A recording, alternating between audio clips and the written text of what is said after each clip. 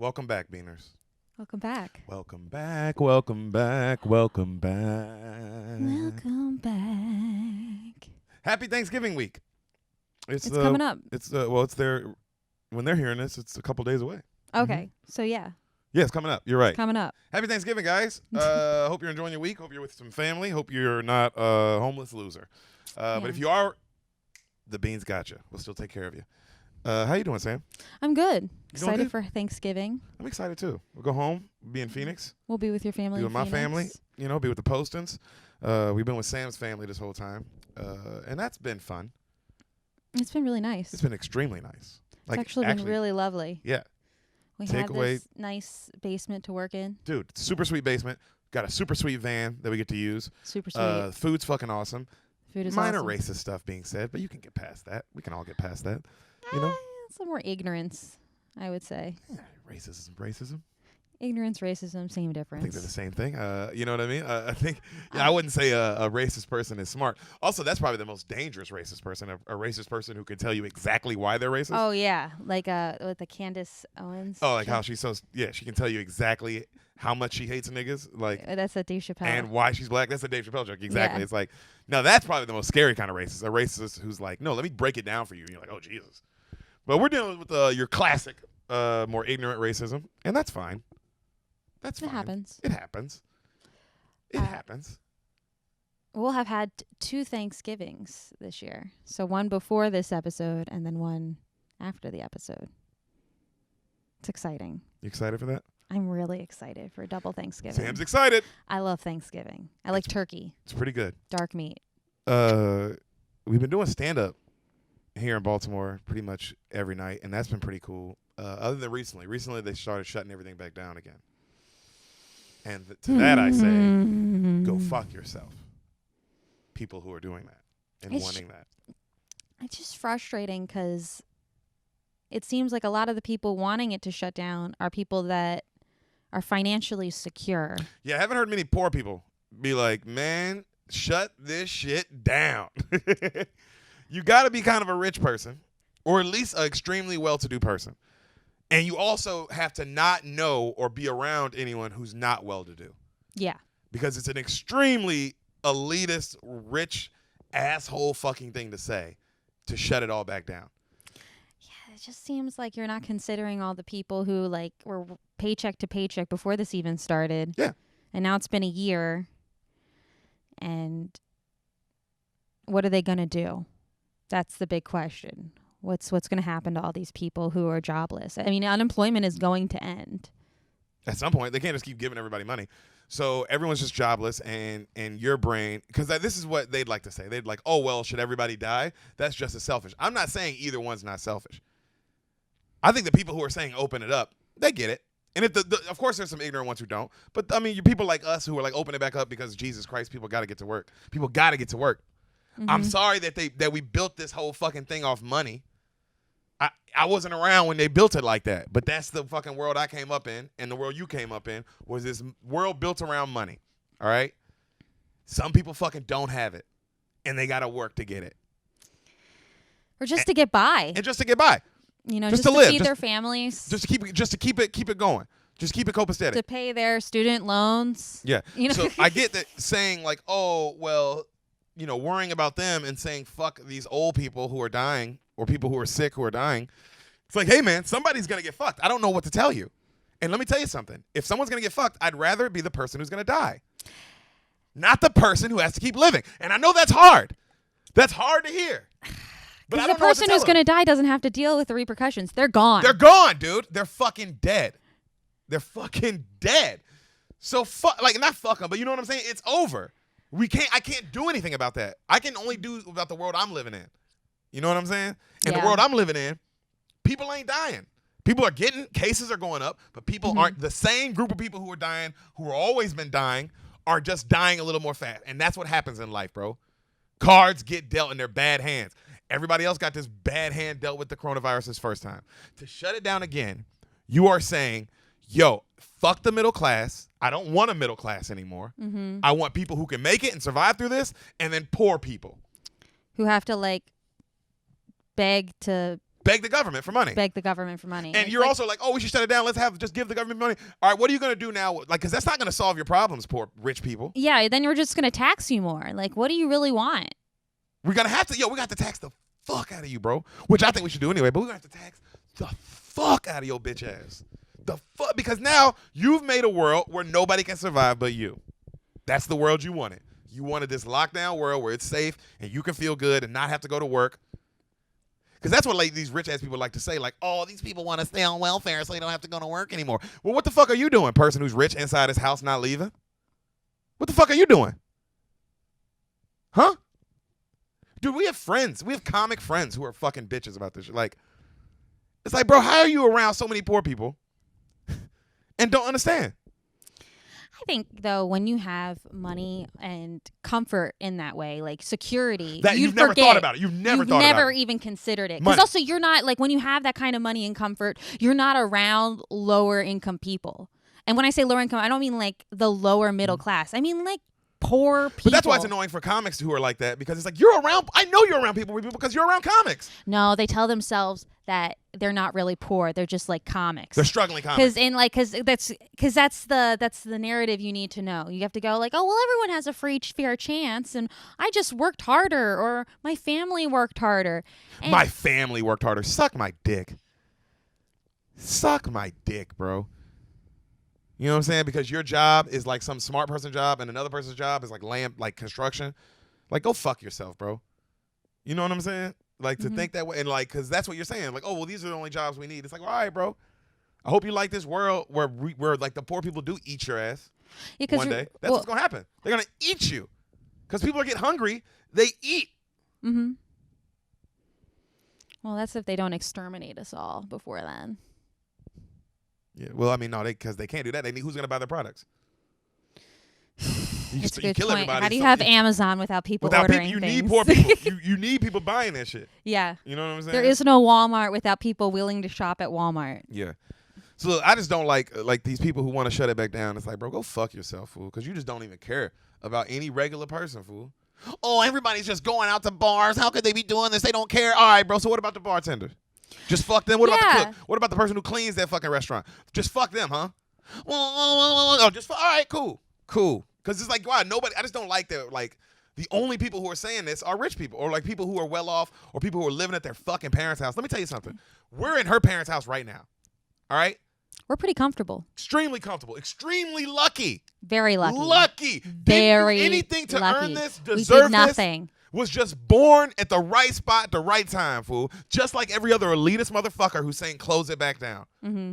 Go fuck yourself, bro. Not everybody has that option, dog. You know what I'm saying? Also, I don't think you never worked for anything. Like, other than you never worked for anything that like wasn't outside of like your own possibilities. You know what I'm saying? And I say that in meaning like, okay. You mean you never worked beyond the class you were already born into? Yes, I see what you're saying. Yes. My point is like, all right, I come from middle class, bro. Like, good family.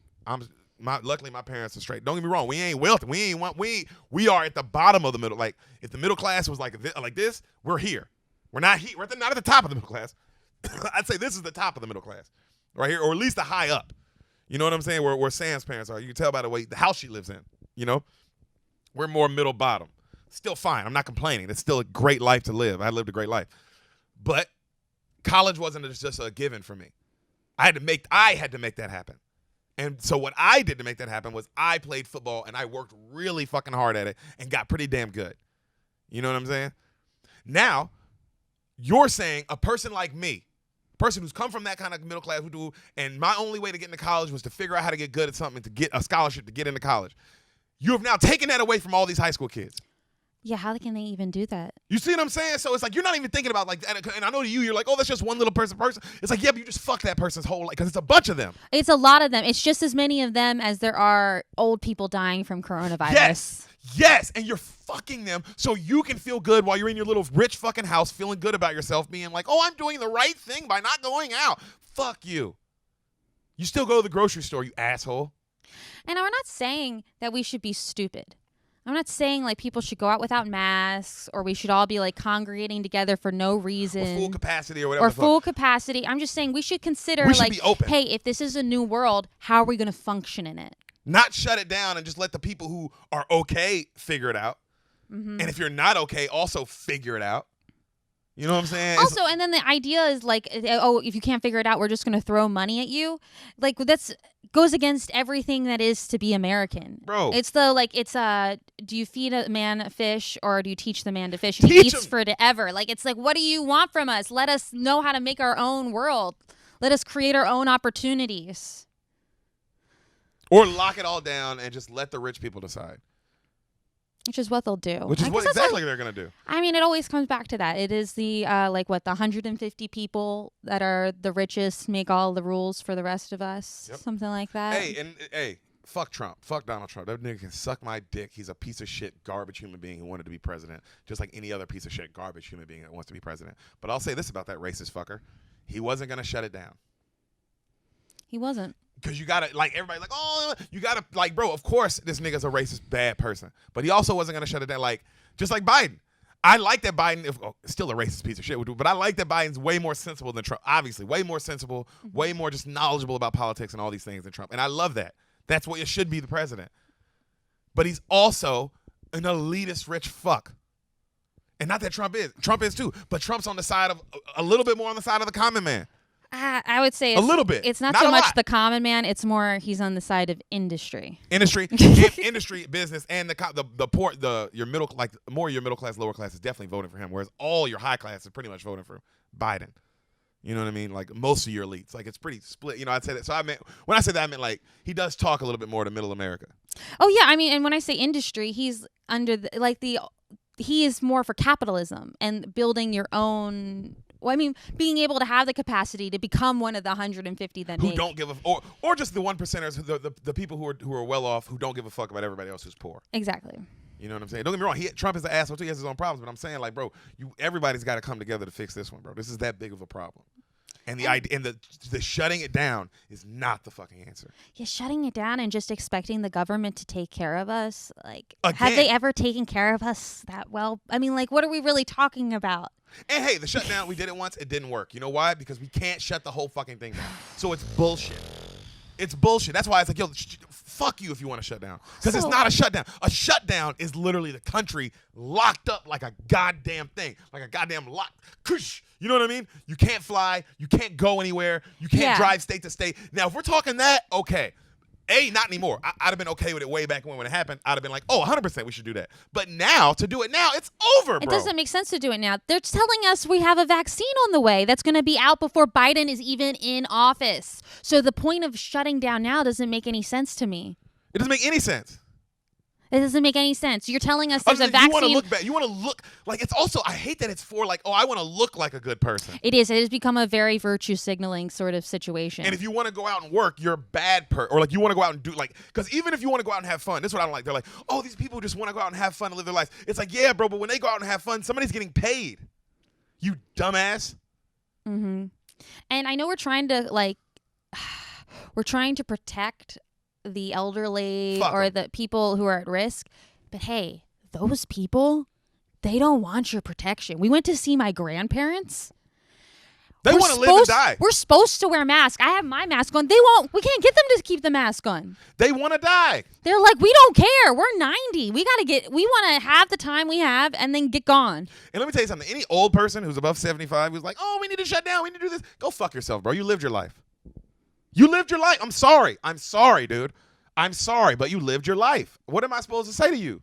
Also, people are completely forgetting about like kids in the foster system, kids who have alcoholic or drug abusive parents. You know, people that like these, school or like outside recreational activities got them away from that negative impact. And I would say those kids probably make up a large percentage of the population. But now they are forced to live with maybe their abusive parent or whatever situation they're in with no means of exiting that. You took away all their recreation. You took away all of their ways out.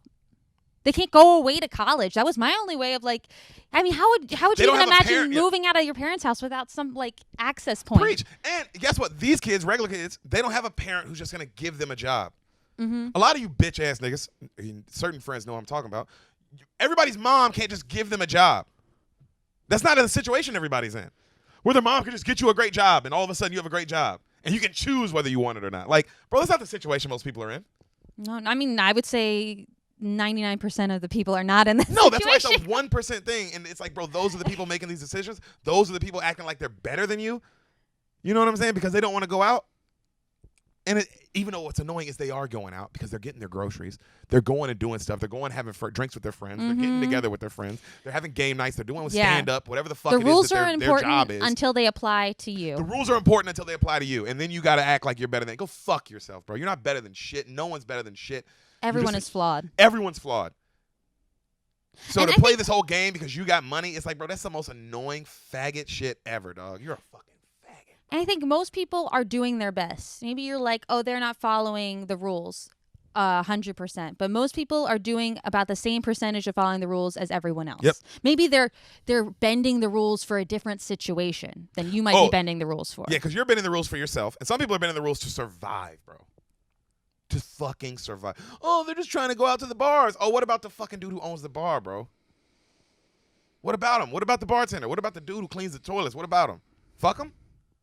Get money from the government? Figure it out? All right. When that motherfucker eats you one day, don't say shit. Mm-hmm. Remember you did this, you piece of shit. You did this because you wanted to save some old people who are going to die anyway, just like you. I don't think it's so much that people want to save old No, people. they don't I think care. when people It's get about them. They wanna look good. when people get elitist about it and are like, we should shut back down and the numbers are so crazy and I can't believe this is America and this is not my country, has nothing to do with saving other people. And it has everything to do with like a narrative that portrays you as this, not just as a virtue signaler, but just as like, I know what's right. I'm good. And I could fix this country. Yeah, I'm going to do the right thing so I can be on the good side. And it's like, you don't even know what the right thing is, you rich fuck. You've been rich your whole life. How would you know? All these people have been rich their whole lives. You don't know. And what's even more embarrassing is the people who were like poor and then now got rich and forgot how they got there. Mm-hmm. You're even more embarrassing. Go fuck yourself even more. You should know better. I understand your kids don't know better, but you should know better. You should know that there are people who have no fucking options, bro. And yo, I'm talking from a person is I have options. We have options. I'm not saying that we're like these destitute people that it's like if it doesn't open up, we're going to be on the streets. That's not the case. And I'm not trying to be better than. I ain't shit. Look at me. I'm talking about old people because I don't give a fuck. But I'm saying, bro, where is the human like rationale is what I'm looking for. Or just the point of progress because hang with more poor people. You how do you assholes. plan for this to work out in the long term? Like even if we do shut down and we save all the people we want to save. No old people die. We did it. Now what? The people who lost their businesses won't have the money to start up new businesses. Everyone who lost their job. Most people won't want to go out and consume anything because we'll be in fear that it's all going to collapse again, I'm sure. And I'm so sorry. we're going to enter another depression. And some people who lost their job, hey, you are a bartender at like a high fancy place making good ass money and you lost that. And it's like, oh, well, just go work at McDonald's. It's like, fuck you, bro. Yeah. Of course you're saying that because you ain't got to go work at McDonald's. Yeah. Oh, well, you were pretty much working. It's like, no, I was a bartender at the Four Seasons. That's not McDonald's. It's a different, I mean, the kind of money that you're bringing, and you're like, oh, well, you didn't need a college degree for that. Just do another thing you don't need a college. I earned that job. And this is the other thing. thing. I got it from a friend and kept the job, but it doesn't matter. I got the job. People are forgetting. It's like, oh, well, you can just get another job. And it's like, hey, if you had a good job without a college degree, right? And they closed down most of those good jobs. All the jobs that were available that don't require a college degree are now in high demand because everyone is out of a job. So all those people are now competing for these select few jobs that are available. Like, what is the plan? I don't want to be sucking off the teat of the government for the rest of my life. But I don't want to work at McDonald's because I passed that when I was in high school. I didn't want to do that no more. You know what I'm saying? And I got to a place in my life where I didn't need it. Like I had, like, bro, just me personally, Sam personally. Mm-hmm. She's working at the comedy store. I know I've worked at the comedy store. I know the kind of money you can make there. And it's towards your career. I know the kind of opportunities that come with working at the comedy store. Look at me. I was able to do stand-up full time, bro. I was a comedian for a full year. For the first time in my life, after doing 8 years of busting my ass, doing all the dirty work, I got to a place where it's like, oh, damn, I could do this for a living. And I got taken away. COVID. So you're telling me, oh, well, Deric, hey, that was you You fucked up. Sorry, your parents aren't richer. Go work at McDonald's.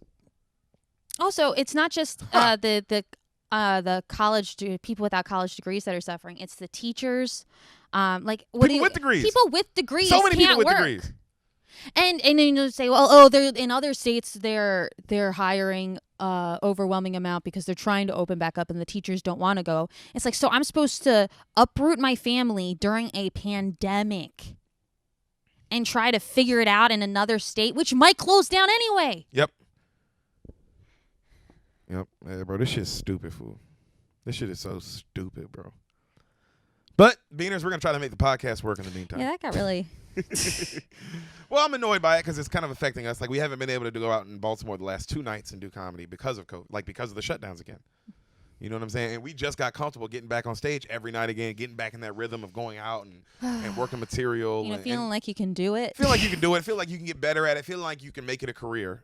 You know what I'm saying? We're talking about just open mics and little bar shows. That's all we were doing. Nothing crazy. Nothing like crazy. No real gigs. Nothing like that. Nothing huge. And that got taken away again, man. Just that. Just that. But little bar shows and little open mics taken away. So, I ain't complaining because it's like, I'm still gonna figure it out. Still gotta make it happen. That's on you. That's the American dream. It's on you. But I'm saying, shutting it down, fool. It's like, bruh, some niggas whose American dream is just trying to have a job and take care of their family. You fucking them. Mm-hmm. You fucking everybody, bro. So I don't know. We'll see how this goes, rich people. Hopefully, they don't eat you guys. There's not enough of them to eat. Definitely not. Hey, that's the thing. We're going to go through y'all pretty quick. And then we be hungry. And then we're going to be hungry, eat each other. But, we'll get to that problem when we get to that problem. At least you guys will be gone. Sam. Yeah. How you doing today? You are so beautiful, baby. Thank you. You're the most beautiful person I've ever seen in my entire life. Isn't he sweet? I'm pretty okay. Are you ready to hear a movie? Yes. I'm so excited to tell you this movie. I'm so excited to tell you this movie today because this is probably the biggest movie of all time. Really? And the greatest movie of all time. Really? And it's such a good movie and great movie. And I'm sure the Beaners are like, I can't believe this is the movie they're doing today. This is fucking crazy. Sam, we got to change up the flow. I'm not even going to tell you. Usually I let you guess. Usually I let the guess the movie. Oh, like you're not going to let me guess what the movie's about? You don't even get to guess this movie. That's how good this movie is. Oh, damn. Okay. You get to just fucking hear this motherfucker. All right. We'll get right into it. I can't believe you haven't seen it. Movie starts. A feather falling out of the sky. Okay. Credits roll. And you hear like that Inside Out music, that dun dun dun dun dun dun dun dun dun dun dun dun. Feather keeps traveling. We see a town. It flies over the town. Right up on some falls to the ground right on some feet. Some dirty ass Nikes. Like they're dirty as fuck. A man, you see a hand pick down, reach the feather, pull it up, and it's the GOAT.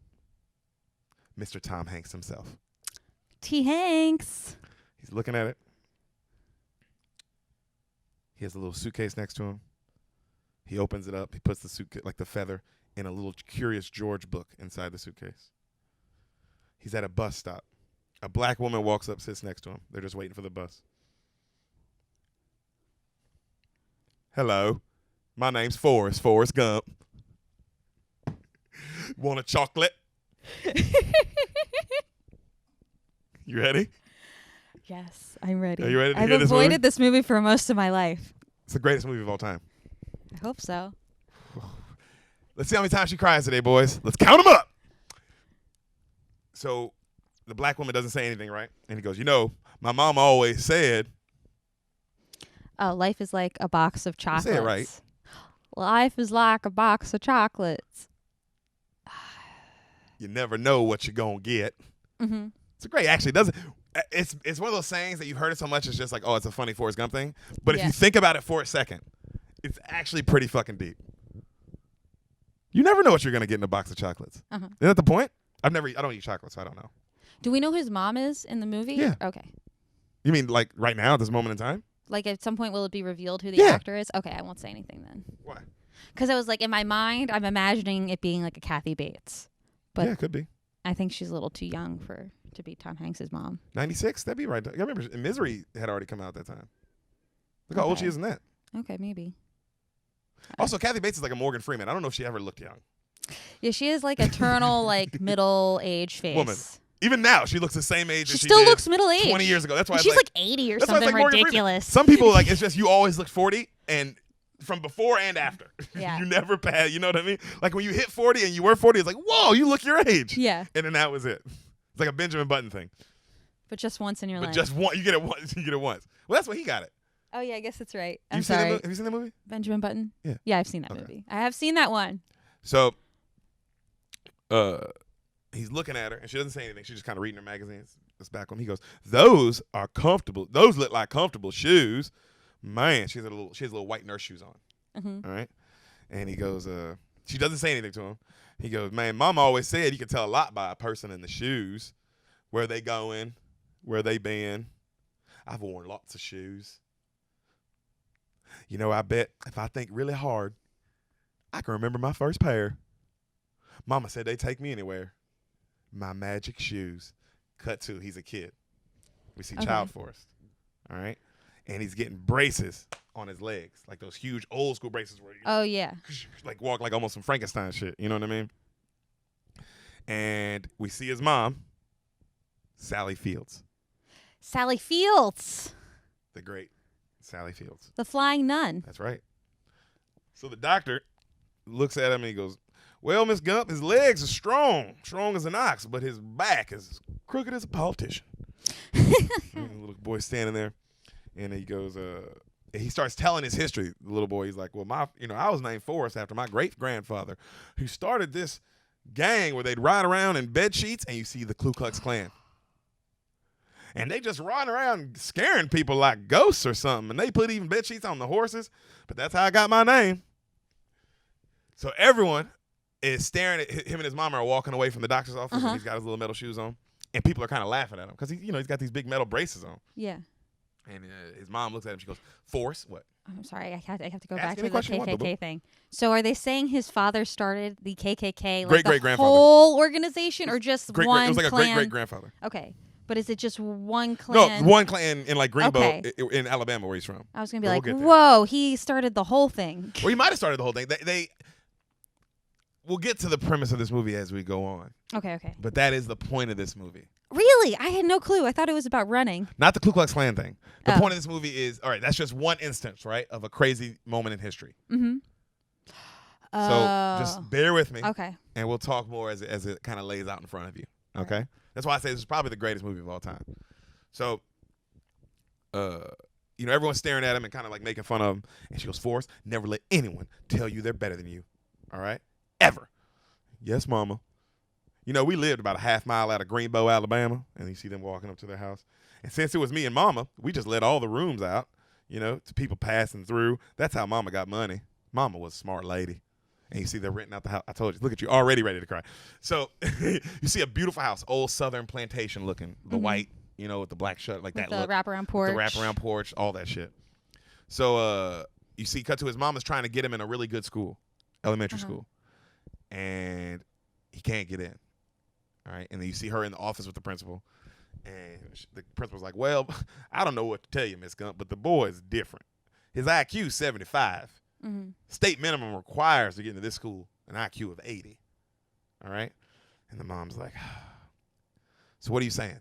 And then he's like, "Well, he's going to have to go to a special school." And the mom's like, "No, he's not going to some special school. He's a normal boy. He's going to the normal school with everybody else, And then he's like, "Well," the guy's like, "Well, Miss Gump, there's nothing I can really do. The boy's not smart enough. Nothing I can do." And then she goes, "Well, there must be something I can do." And he goes, "Well, is there a Mr. Gump in the picture?" And the mom goes, "He's on vacation." Cut to, you see Forrest sitting outside his house, and inside the dude is smashing his mom. You hear him like that. That's Forrest? No, the guy. The guy? Yeah. Ugh. His poor mom. I always thought that. I was like, that is the... Dude, you're raping her if you make a noise like that. Yeah. You can hear him from outside, right? So the dude leaves. He walks out, and he's sweating and shit. He's wiping his forehead, and Forrest is sitting on the patio. He goes, "Boy, your mama does care about your schooling, son. I'll tell you that." And then Forrest looks at him and just goes, and the guy's like, gets embarrassed and runs off. Yeah. Right? So at night, his mama's reading him the Curious George book that we seen in the beginning of the movie that he put the feather in. So she's reading him this book, right? And he's looking at her and he goes, Mama, yes, Forrest? What's vacation mean? Well, Forrest, a vacation means it's when you go somewhere and you never come back. Okay, Mama.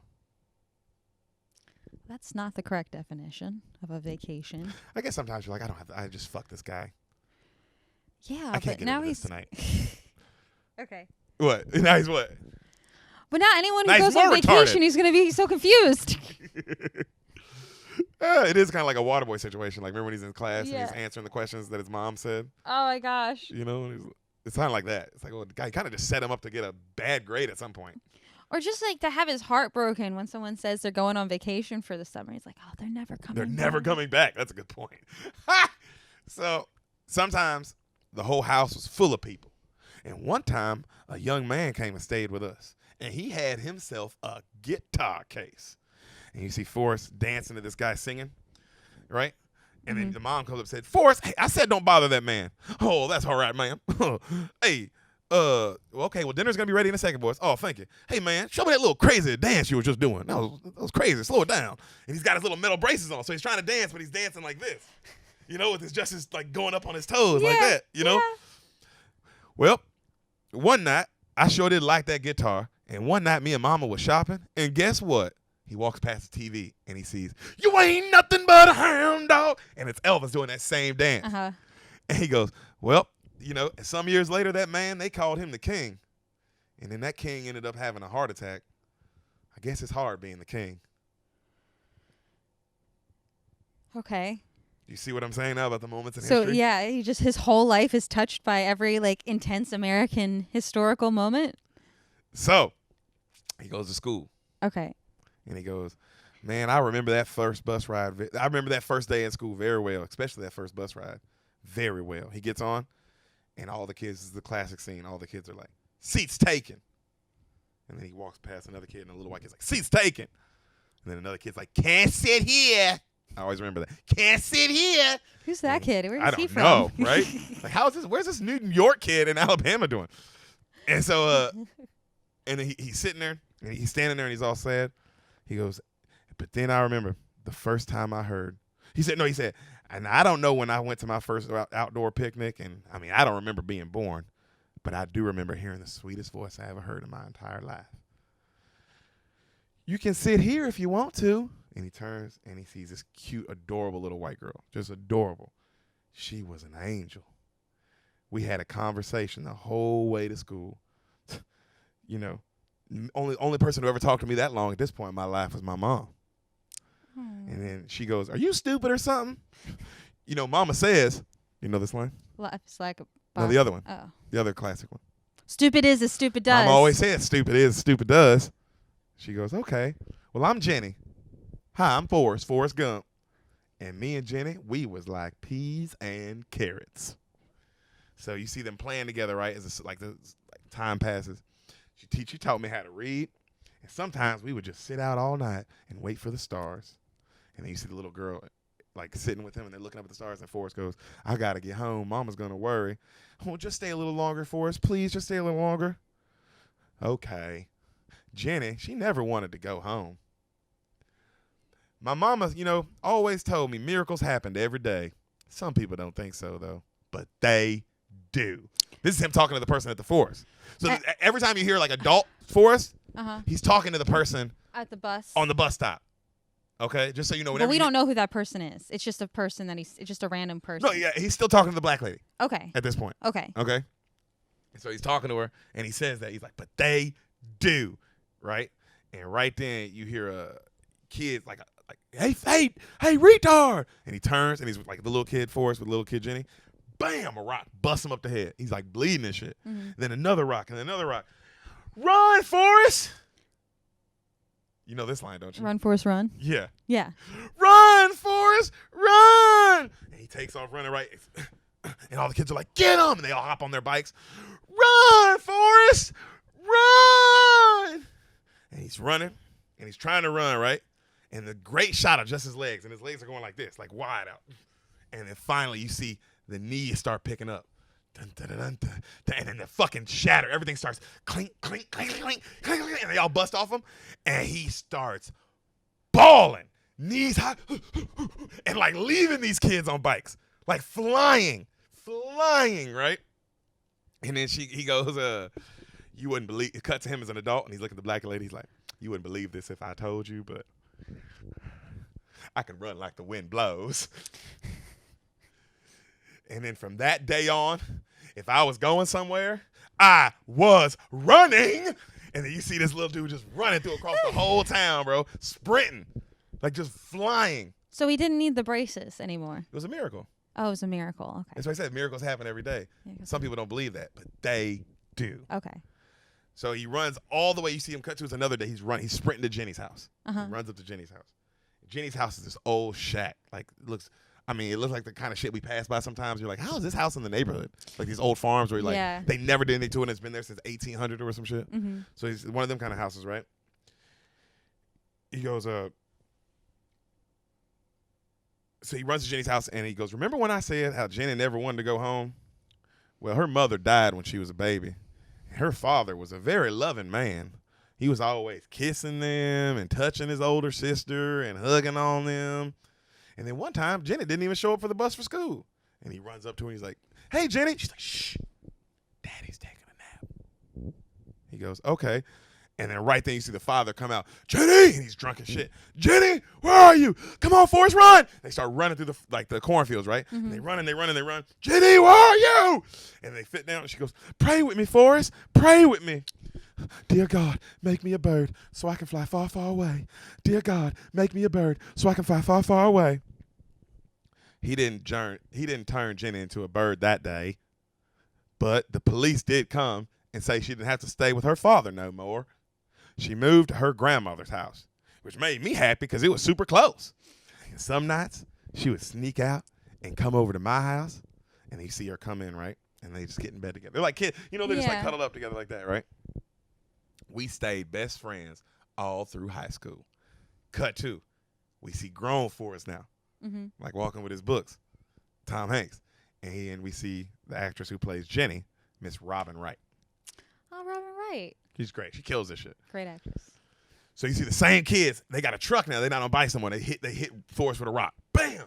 Hey, dumbass, where are you going? Run, Forrest! Run! And this nigga takes off. Gone, like they're behind him on the truck. He's still flying. He beats him. He cuts across a grass field, right? And he goes, now, I used to run to get where I was going. I never thought it would take me anywhere. You see him cut across a football field.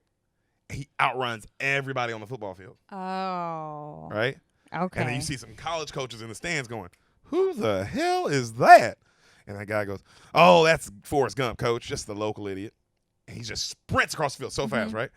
He's like, can you? And then Forrest goes, can you believe it? I got to go to college too. Cut to huge Alabama football stadium. Sold out crowd. Kickoff. A guy catches it, runs over. Here, Forrest. Run, Forrest, run. He goes, okay. And he takes off and he scores a fucking touchdown. Right? This is great. And he runs, he knocks over the bands, and he runs into the tunnel. Which is like every time you see somebody doing that, they're imitating Forrest Gump. When they run off the field, like they just keep running. Like he doesn't get that he's supposed to stop. Yeah, you don't get that you're supposed to stop. Okay. So he runs all the way off the field, right? So, you cut back to him. He's in college now, like in class, and he goes, college was confusing times. And you see him walking up to school, and it's the day like Negroes are being let into the college. Okay. Right? Like you remember those old footage of that with like the National Guard there, and like you've seen like I'm sure shots of this happening in Arkansas or this happening. We went to the Civil Rights Museum. There was a million pictures shots of it. That? Just you've never seen a picture in the of colleges specifically, yeah, or you've never just seen schools in general? Schools in general. But I've seen stuff like you've seen that, right? Mm-hmm. Like a picture of like the National Guard and like black people having to be escorted into class, and like white people going crazy. You know that this is happening. I know that happened. So they're showing footage of that, like the actual footage of that shit happening. And then cut back to Forrest, and he's talking to some white guy. He's like, what's going on? And then the guy goes, coons trying to get in the school. And Forrest goes, coons? You know, my coons trying to get in the house one time. Mama just scared him off with a broom. No, you idiot. Niggers. Niggers are trying to get in school. He goes, and Forrest is like, oh, like what? You know? So we see the old footage of the National Guard and shit, and then we see Forrest like being like he's just being Forrest, kind of looking around. Like they kind of superimpose him into real footage. Oh, that's cool. Looking around, right? And then like a black woman drops her book, and then you see Forrest Gump run up and hand it to her, and everybody's like mad at him, and he's like, and then he just walks into school behind her because he doesn't know any better. So he goes, you know, that man, and you see a man talking at the school, like a real person, like about like the guy, one of the guys who helped integrate schools and shit. And he goes, you know, a few years later, that man that was at school that day, he thought it'd be a good idea to run for president, but someone else, I guess, thought it wasn't, and they shot him. He didn't die, but they shot him, right? Right then, the black lady, like, it cuts back to the bus stop, and the black lady goes, this is my bus. I got to go. And she gets up, right? And he goes, is that the number 9? It's the number 4. And she gets off, the bus goes off. Right then, there was another woman sitting beside the black woman, and she goes, you know, I remember that. I was in college when that what's his name got shot. I sure remember that. He goes, did you go to an all-boys college or all-girls college? She was like, I went to co-ed. He goes, oh, see, Jenny, she went to an all-girls school, you know, but I visited every chance I got. And then you see he waits outside her dorm room in the rain. It's super raining hard. And you see her car, like a guy pull up with her, and then they start fooling around in the car. And you hear her go, like, stop. Like you know what I mean? Like, stop like that. But he doesn't understand. So he runs up to the car and opens the door and starts beating the shit out of this guy. Bam! But Forrest, stop! Forrest! And the guy pulls off all pissed off, right? And Forrest like, he was hurting you. No, Forrest. Oh, he was not. He wasn't. Why would you do that? Why would you do that, Forrest? I brought you some chocolate. Sorry. Forrest. Well, come on. You're all wet. Come on. She takes him up into her dorm room, right? And they're talking. He's sitting there drying off. He's got his shirt off. And she goes, Forrest, you ever dream of just, you know, what you going to be? He goes, but I'm Forrest. She goes, no, Forrest, about what you want to do with your life. I want to be a famous singer, Forrest. A famous one. I want to be on stage, just me and my guitar, my voice, you know?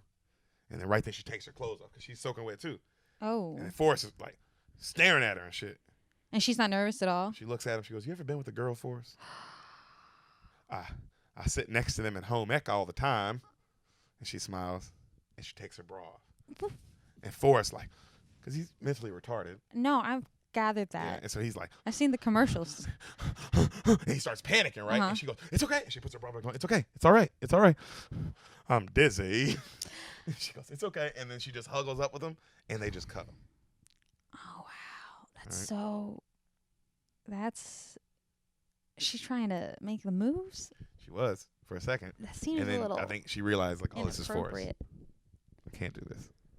Yeah. College went by so fast, you know, and they even put me on the All-American team, which means you get to go meet the president of the United States. This dude was an All-American. Sam, which that would also meant he would have had offers to go pro. They don't get into that, but he definitely would have, all right? So. Well, he is Tom Hanks. So he is fucking Tom Hanks. What do we expect? He goes, the best thing about meeting the president is all the food. I drank like 15 Dr. Peppers. And who's the president? So you see the president congratulating all of them. Congratulations, how'd it feel to be an All-American? It's JFK. Congratulations, how'd it feel to be an All-American? Feels good, sir. Congratulations, how'd it feel to be an All-American? Feels great, sir. And what about you, son? How's it feel to be an All-American? I gotta pay. Seems like this young man has to go to the bathroom. He starts laughing, right? And sometime later, someone shot that nice president when he was in his car with his wife. And then a few years after that, someone shot his little brother, too. Guess it's hard being brothers. I told you he went through Sam, we're just getting started. His life was touched by America. Or he touched America. He touched America.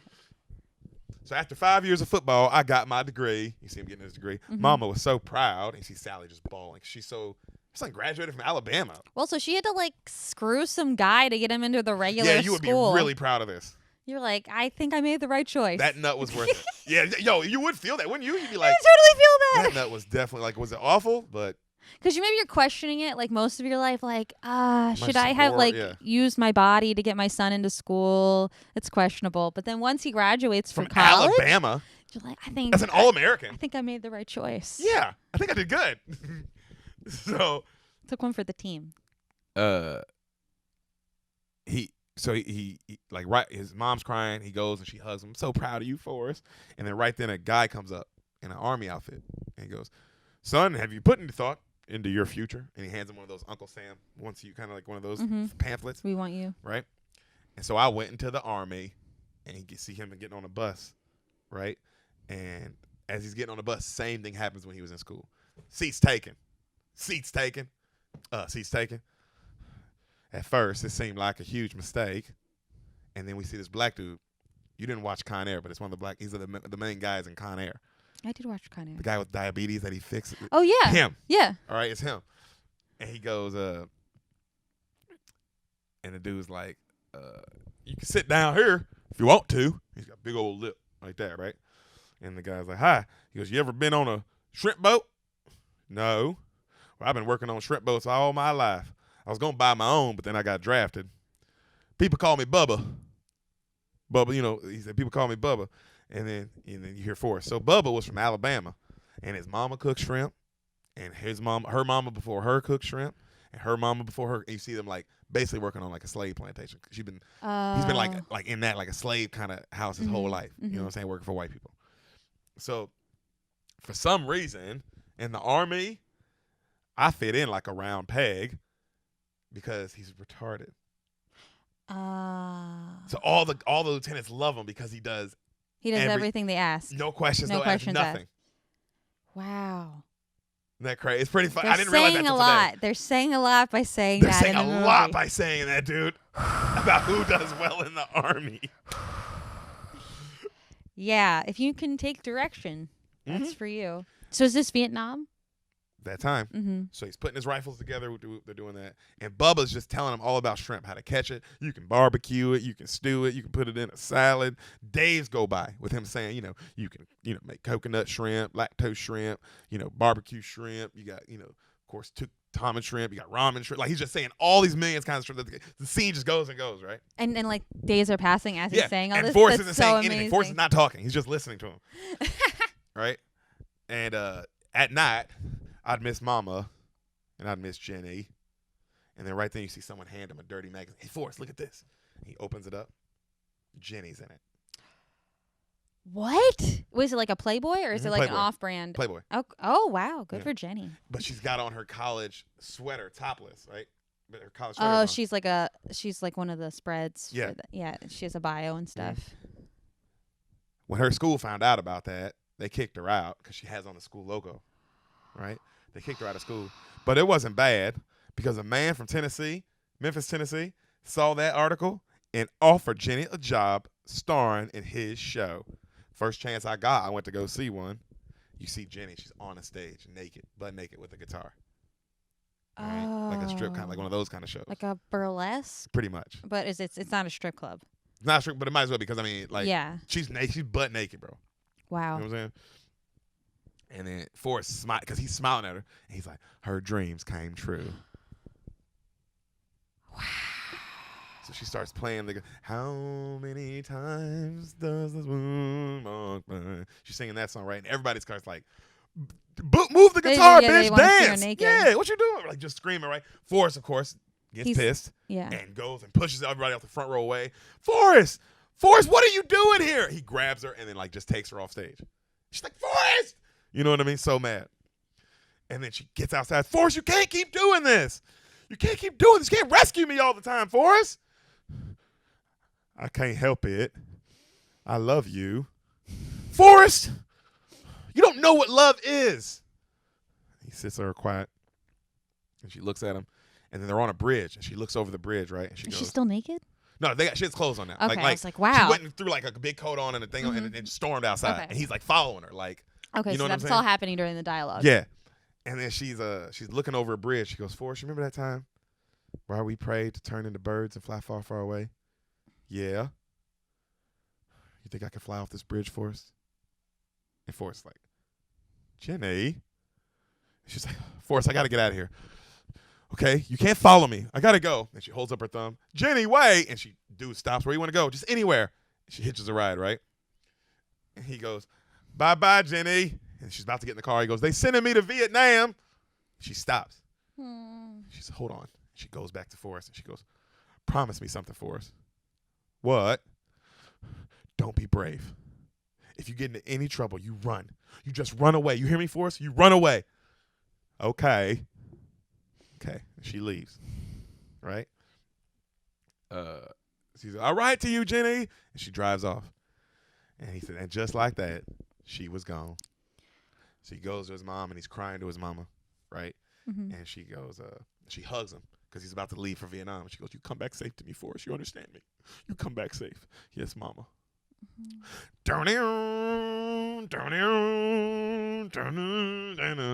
Some folks are born red,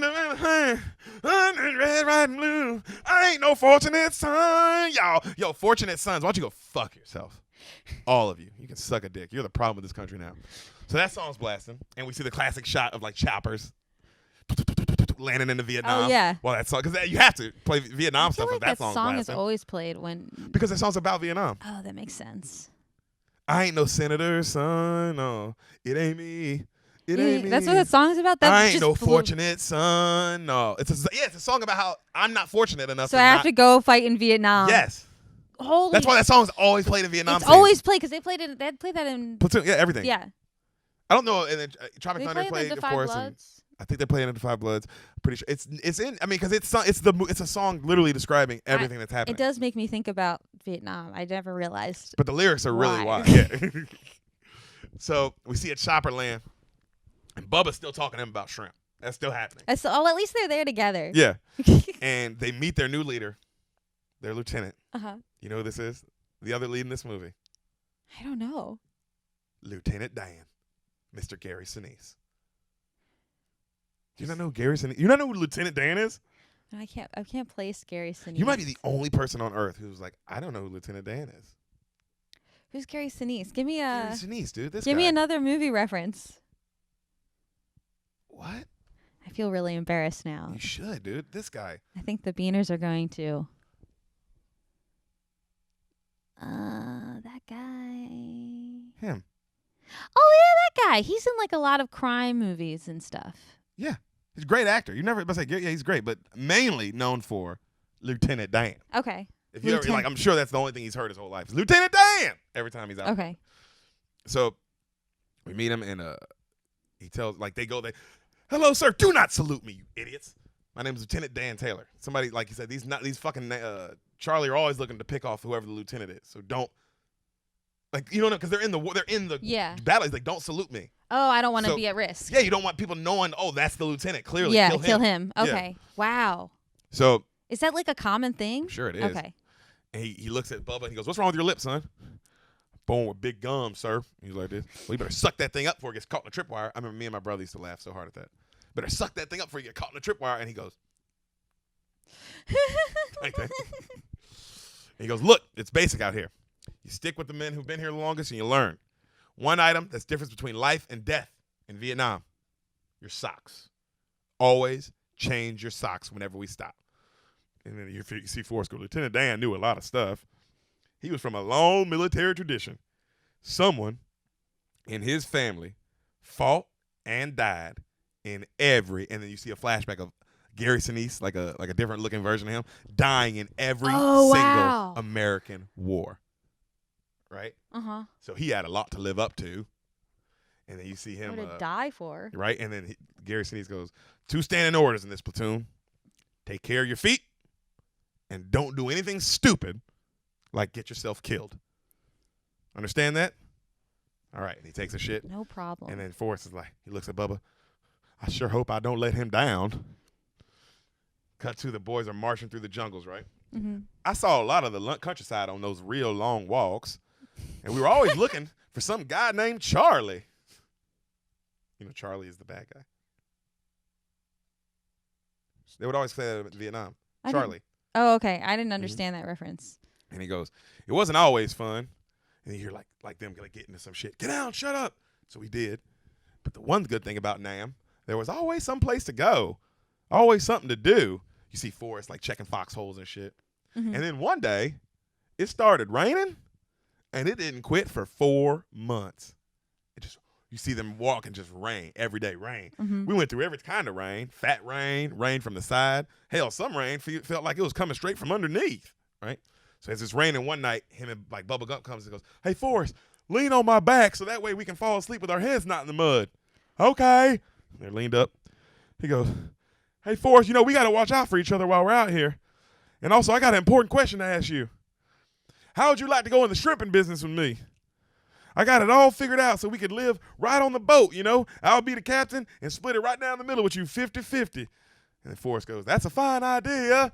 And then cut to like the him in the real life telling the story on the bus stop. I mean, Bubba did have a fine idea. I wrote, you know, and It's I wrote. also a good deal. Yeah. He gets 50-50? He doesn't know anything about shrimping. He doesn't know anything. It's not even his boat, is it? No. He's just helping.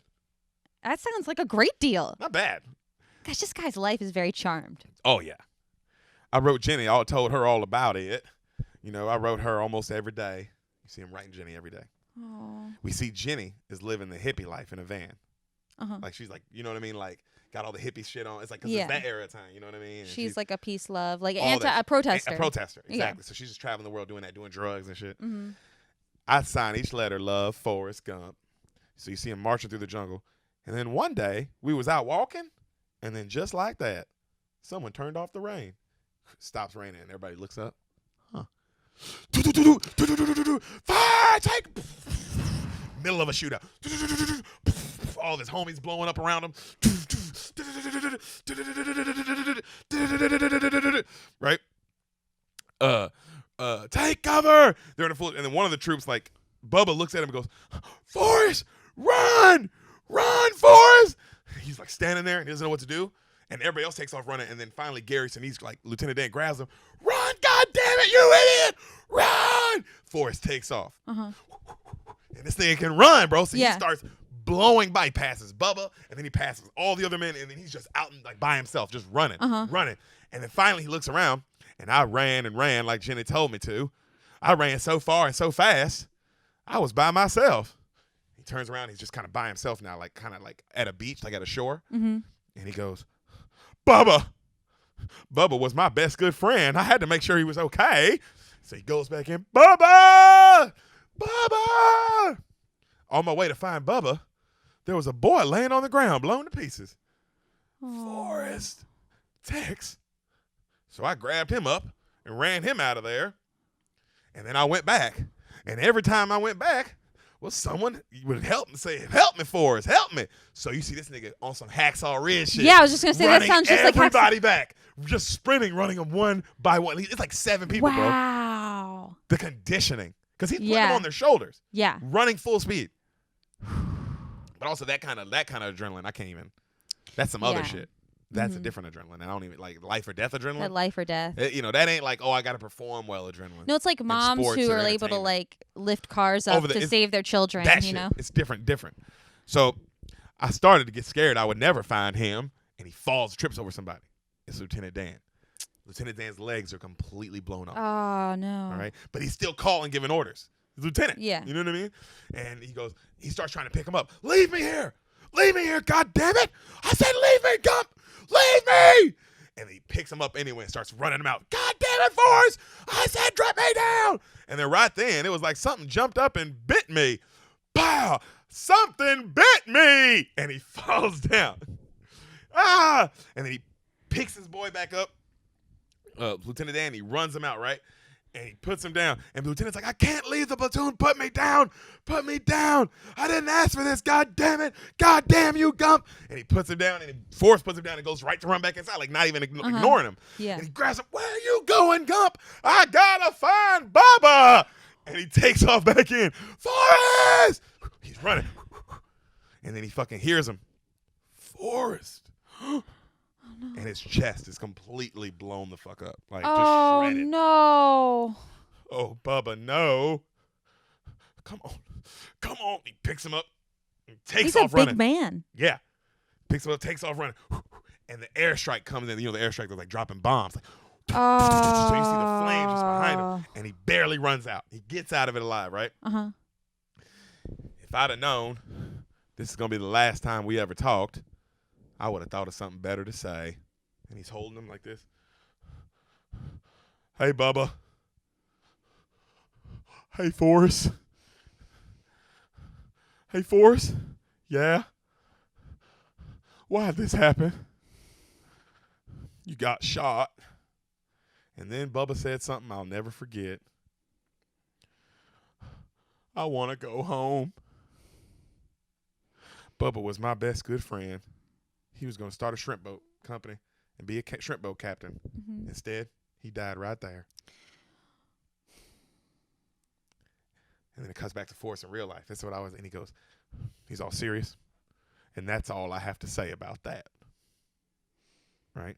Aww. And then right then, another guy, it's a different dude on the park bench. Uh-huh. It's an old fat dude who's listening to the story now. Yeah. Oh, so It's always a different person. It's cool, isn't it? It's cool. Like, it's just because he's on a bus stop.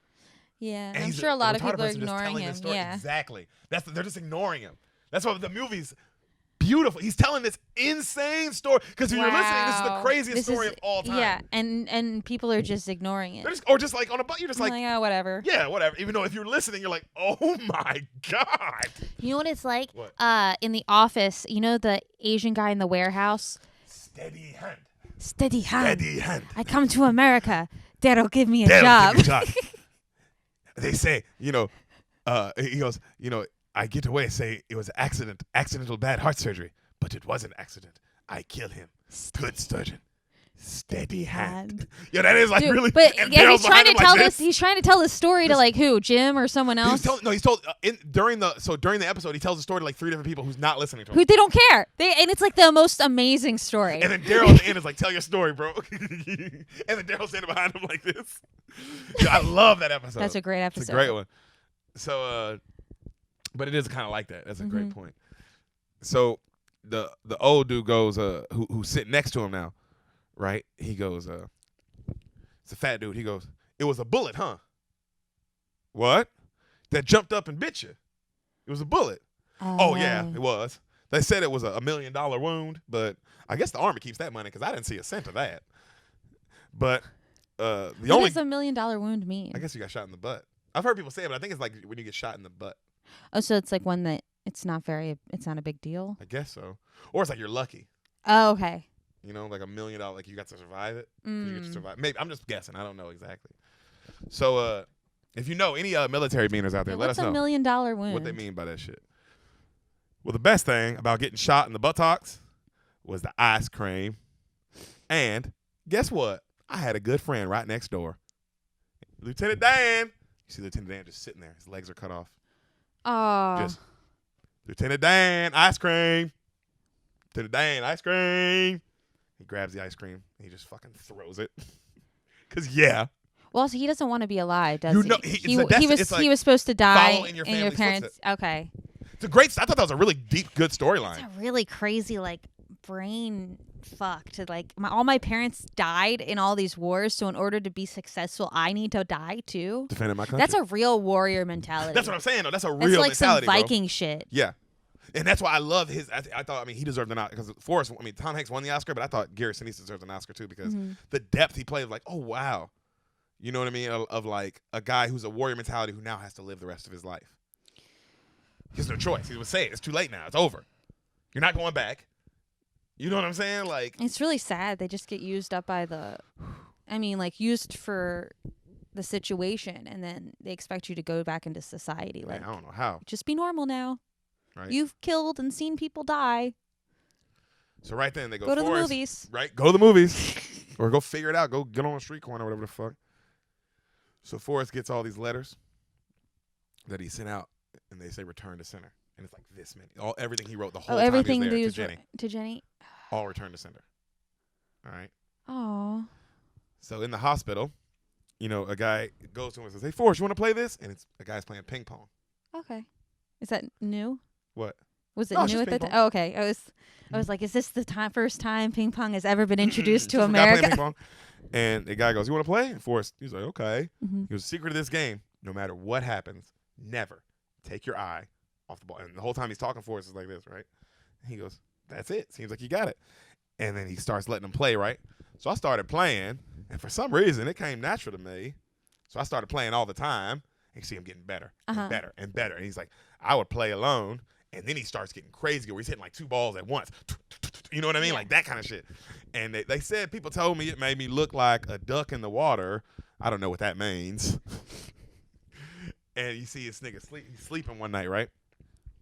And then right there you see a hand come from under his bed and go, grab him and pull him, yank him off the bed, right? Listen to me. We all have a destiny. It's Lieutenant Dan. Mm-hmm. We all have a destiny. Nothing just happens. It's all a part of a plan. I should have died with my men.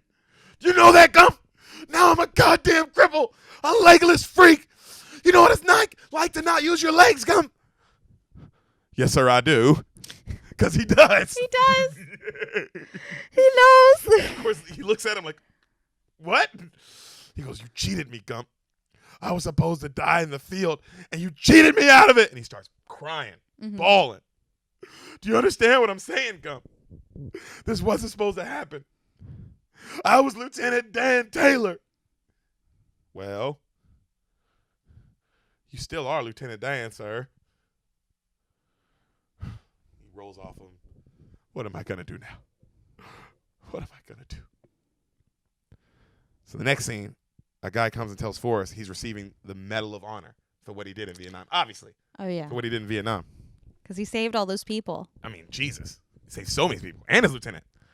So he goes and he's like, Lieutenant Dan, look. And Lieutenant Dan's gone. He's not in his bed anymore. He goes, man, where's Lieutenant Dan? Oh, they let him go. He's gone. Like they released him to go back home. Okay.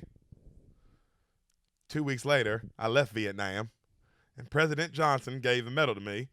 And then you see him talking to President Lyndon Johnson, like the actual footage of Lyndon Johnson. Oh, so they like superimposed him? Of him. Everything's superimposed. Like the real footage is Oh, just wow. Forrest superimposed. That's really impressive. Really cool. Really cool. Because what year did they do this? 96, 98, one of those. Oh, wow. Good for them. Mm-hmm. And he goes, Does it look well done? Oh, it looks really well done. When you see, it looks real. Okay. And he goes, I understand you were wounded in the field in the line of duty, young man. Where were you hit? In the buttocks, sir. Wow. I would like to see that. Forrest goes. He just turns around and just moons the president. Ah! And you see the president laugh and just walk away. God damn, son. And he walks away, right? After that, I went out for a walk to see our nation's capital. And so you see him walking around looking at the D.C. And he ends up in a line because he's got his outfit on, right? And he ends up in a line of all these other guys with their war outfits on who are people who went to Vietnam who are now protesting it.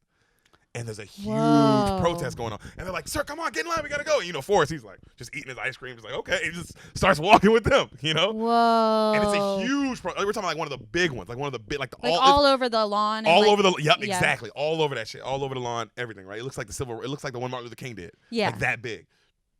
Right? And he goes, and they walk him up to this anti-war rally, like right at the podium, because these guys are all going to speak. He didn't realize he got in the line of speakers. And Forrest. he goes, there was this one man giving a talk. He was wearing an American flag shirt. He's got, I don't know, if you're Beaners, if you know who this guy's supposed to be, he's clearly supposed to be somebody famous. I have no idea who this fucking guy is. But they let you know it's him. Like, he had an American flag shirt, and he liked to say the F word a lot. And every time he said it, for some reason, people cheered. And they go, all right, bring him up, man. Come on, come say your piece. And they're like, everybody's pushing Forrest forward. And he's like, so this nigga gets up to the podium, and the guy goes, tell us about the war, man. And Forrest goes, the one in Vietnam? You're like, you know? And the guy goes, yeah. He grabs him, Viet fucking Nam! And everybody's like, ah. And Forrest goes, well, there's only one thing I can say about the war in Vietnam. And right when he's about to talk, you see another guy who's like pro-military come and unplug all his microphones. And they're like, God damn it. And they're fighting them all. And you see Forrest just talking. And everybody's like, we can't hear you. Hey, we can't hear you.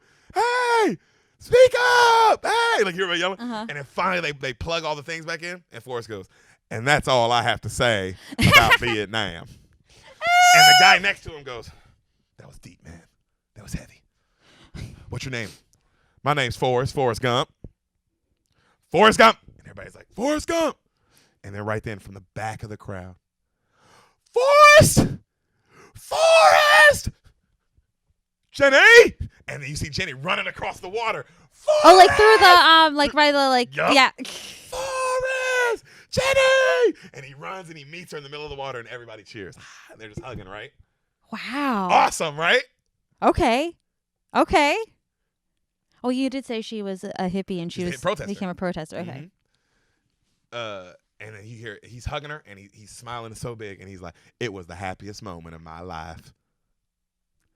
So cut to, we was like peas and carrots again. She showed me to her new friends. Cut to, she's introducing him to the Black Panther Party. What's up, white boy? Yeah, yo. And they're all like, so you got your suit on, huh? Killing of babies. The white man, we protest against the Vietnam because the black man. And Forrest just like, okay. As everybody's just yelling at him. And then right then a guy comes up and he goes, who's this baby killer, this white dude? And she goes, stop, this is my friend, Why are they Forrest calling Gump. them baby killers? Is that what they said back then? Mm-hmm. Because they were killing kids over there sometimes. Oh. Yeah, I guess that's true. That's so unfair, though, because it's like the people who were serving, it's like we know that they can't afford to not go in a lot of cases. Also, who gave the orders? Yeah. I'm not saying, because it is one of them situations, it's like the Nazi thing. It's like, is it the guy who was killing the Jews or is it the person who gave the orders? And it's like, well, it's both. It is it's both. It's 100% the guy giving the orders. 100% him. And also, I'm going to give 95% on the guy who following the orders.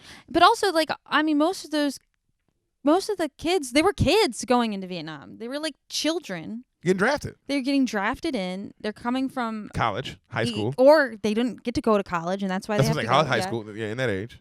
What do they know? And everything they know about Vietnam has been through this filter of what our government had said, So you think that this is the devil, essentially. Definitely. Wow. That's so unfair. They're fighting against each other, but they're both on the same side. It's pretty crazy, huh? Yeah, I guess that still happens. Definitely. Still happening. We know a guy in comedy who literally killed kids. Like, is it his fault? Is it the Army's? You know what I'm saying? Like, whose fault is it really? So, right then, the white guy who says that, she goes, hey, this is like some dude, whatever. He's the head of the Berkeley program and like all this shit, right? And then the guy starts yelling at her. And Forrest is like still hearing, all he hears is the black guys yelling at him. But he's looking at this. Yeah, because he doesn't like. Yeah, and the guy starts yelling at him, and then she starts arguing with him, and the dude reaches back in slow motion, whack, slaps the shit out of Jenny, and then Forrest gets up, just the music kicks in, and then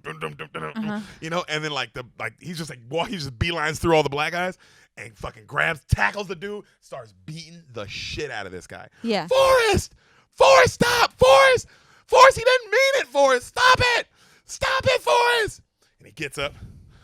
He should not be hitting you, Jenny. And the guy's like, the guy storms off, right? Forrest looks over at all the Black Panthers who all have their guns out now because it's just two white boys fighting. They don't know. Yeah. And they're all got the guns and they're looking at him. And then Forrest goes, I'm sorry. I had a fight in the middle of your Black Panther party. It's the best line of all time. It's amazing. Gosh, just Jenny girl. How do you feel about Jenny? This is your first time really experiencing Jenny. So I'm curious, so far, how do you feel about Jenny?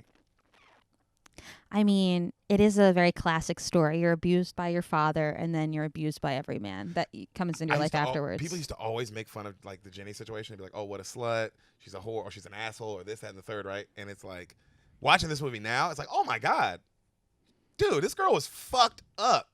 Yeah. It really, I don't want to bring it down, but it's like almost everyone I know who like is abused by men or abused by the man that they love, it's because they watch their father abuse their mother or abuse them or their sister. And it's taught, and you believe that that's what love is. So you find guys like this constantly, and that's why she can't understand why Forrest would even save her, because she doesn't value herself enough. Yeah, real shit. That's real shit right there. But yeah, it is, because my whole life you always thought Jenny was just like a slut. And it's like, oh no, she's not. No, you get older and you realize like, oh, this is just circumstance, man. Yeah, you were essentially primed for this. Yeah. So she starts talking to Forrest, right? He doesn't mean it, Forrest. You know that, right? He doesn't mean it, Forrest. He doesn't know what he's doing. He just, sometimes he gets mad and, she's like blaming herself kind of shit. And Forrest goes, well, I would never hurt you, Jenny. I know, Forrest. I want to be your boyfriend. She smiles and she looks at him. She goes, you look really handsome in that uniform, Forrest. Yeah? Yeah. We walked around all night just talking. And then she was telling me all about her travels, and you see her like traveling from city to city, San Francisco. She's just doing acid. She's just doing drugs and all this shit, right? Yeah. She was opening her mind, is what she told me, right? She made it all the way to California. It was a really special night for the two of us. So right then, she's about to get on a bus to leave. to go back to California. Okay. Oh, to go back to California. And the asshole guy is apologizing. I would never hurt you, Jenny. I got so mad. And he said, it's all that President Johnson's fault. He's blaming the president and shit. Yeah. And Forrest is just looking at him. And he's like, come on, let's just get back and we'll go back to California. Everything will be fine. And Forrest is staring at him. He goes, you know what I think? I think you should go home to Greenbow, Alabama. Just staring at the guy. The guy's like, and then she goes, Forrest, I can't. You know that. We have different lives. He goes, okay. And then he takes off his Medal of Honor and he gives it to her. Aww. Forrest, I can't take this. Well, I wouldn't have got it without you. I got it doing what you told me to do. Forrest, why are you so good to me? You're my girl.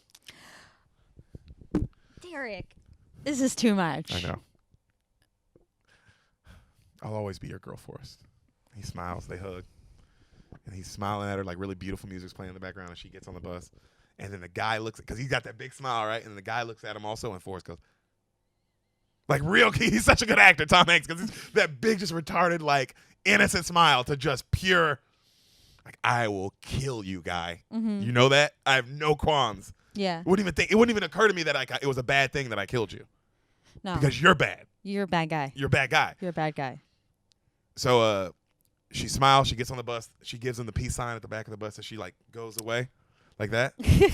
and just like that, she was gone. Out my life again. Aww. I thought I was going back to Vietnam, but they decided the best thing for me was just to play ping pong. And I was good. Some years later, I ended up being on the American team. And you see this nigga playing against the Chinese, like on television in those ping pong tournaments, like full stadium. You know what I mean? Like it beat against the Chinese, and like when they're playing like way far away from the table. You know what I'm talking about? Is he getting any money out of any of this?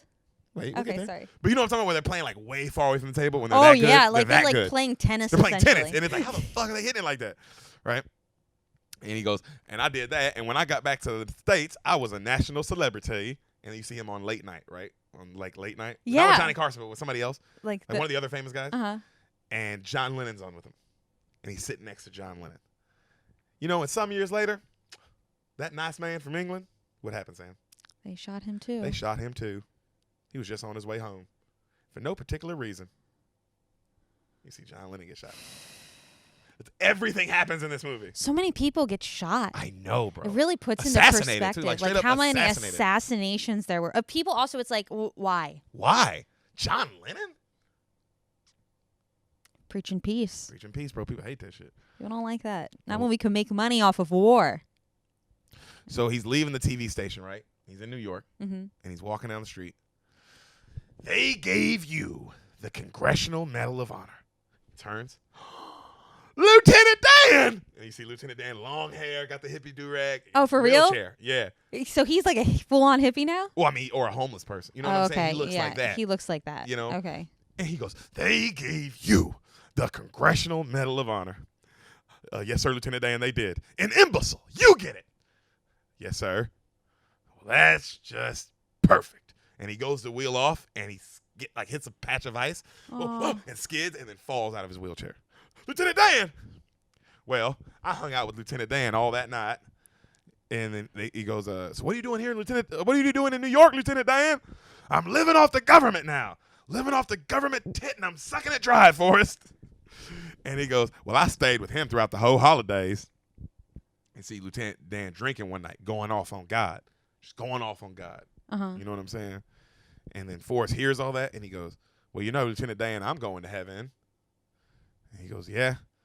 Well, before you go, Forrest, go get us some more drinks. Yes, sir. And then he runs off and goes and gets more drinks. And they're at a New Year's Eve party, right? Mm-hmm. And he tells Lieutenant Dan all about Bubba Gump, the Bubba shrimp idea, Bubba's idea. Bubba's idea for, the shrimp, right? And how he's going to get a shrimp boat and how he's going to do everything he promised. And he goes, I promised, Lieutenant Dan, and a promise is a promise. And Lieutenant Dan just makes fun of him. A shrimp boat, Captain. You, a shrimp boat captain. Well, let me tell you something. The day you're a shrimp boat captain, I'll be your first mate. He's laughing, right? And Forrest is just like, okay. So it's funny in the middle of all this fun, because it's a New Year's Eve party. Yeah. All I thought about was Jenny, wondering about how she spent her night. And you see her in California. And she's fucked up, bro. Black eye. That dude's passed out in the bed. And she just storms out of her room. Jenny had a hard life, fool. So back in Lieutenant Dan's room, he got these two hookers to come back with him, right? Mm-hmm. One of them's on Dan, the other one gets on Forrest, and she starts trying to kiss him, and he like gets uncomfortable and like throws her off of him. Yeah. You know what I'm saying? And she goes, "What's wrong with you? Are you stupid or something? You fucking stupid? Oh, New York, you stupid or something? Wait, Dead ass." Is she like Puerto Rican or is she just? No, she white. She white. That thick, ugly ass New York accent. That accent is ugly, fool. I don't know how people think that shit's hot. Like some people think that's hot on a girl. That shit doesn't bother me. Ugly, bitch. You sound like Tekashi 6ix9ine. Yeah, it doesn't bother me. But Stupid. It's more. I think if you're from the East Coast, it's very normal. You know, you're like used to it. I guess it's the same thing because people find this accent ugly. This Alabama, like, or to me, this is normal. Oh yeah. You know what I'm saying? So I guess it goes both ways. But it's like I don't like that they think they sound smart, and it's like you sound like a dumbass too. That's true. That's it's what I don't weird like. that they don't think. The only people who sound normal are Californians because there's nothing. It's just a blank nothing. Well, what do you think about this accent? Like this mid-Atlantic accent, like my parents.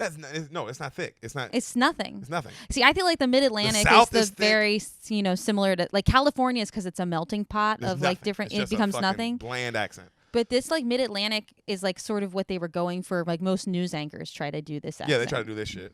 And then you got the hardcore East Coast, which sound like idiots, and then you got the hardcore South, which sound like idiots. You mean Northeast? You're thinking like Boston, New York. Boston, New York, yeah. Yeah. Okay. All that shit. Philly. Yeah, they all sound stupid. Okay. But hey, don't feel bad. Everybody from down south sound like a dumbass too. So we're all in this together. I just don't like that East Coasters think they don't sound stupid. Yeah, and you know what the reality of it dumb as hell. Is the annoying accent that the East Coast thinks of the South is like it's because it's a poor accent, and the annoying accent that you think is annoying of the Northeast is also a poor accent because the people who are rich don't talk like that. In either area, the people who are rich New York, don't. Son. Yeah, you're not talking like that. So, the girl, you stupid or something? You stupid? And then right then Lieutenant Dan gets pissed. Don't you ever call him that. Get off. Don't you ever call him stupid. You hear me? Don't you ever call him stupid. And he falls out the wheelchair because he's so mad trying to defend him, right? And then the girls like walk out laughing. You freaks. You're both stupid. And they walk away, right? And he gets back in his chair. And he looks at Forrest. And Forrest's like, I'm sorry I ruined your party, Lieutenant Dan. But she tasted like cigarettes. Well, that's fair. It's pretty gross. Yeah, he sits there quietly, and Lieutenant Dan looks up, and he's like, Happy New Year, Gump.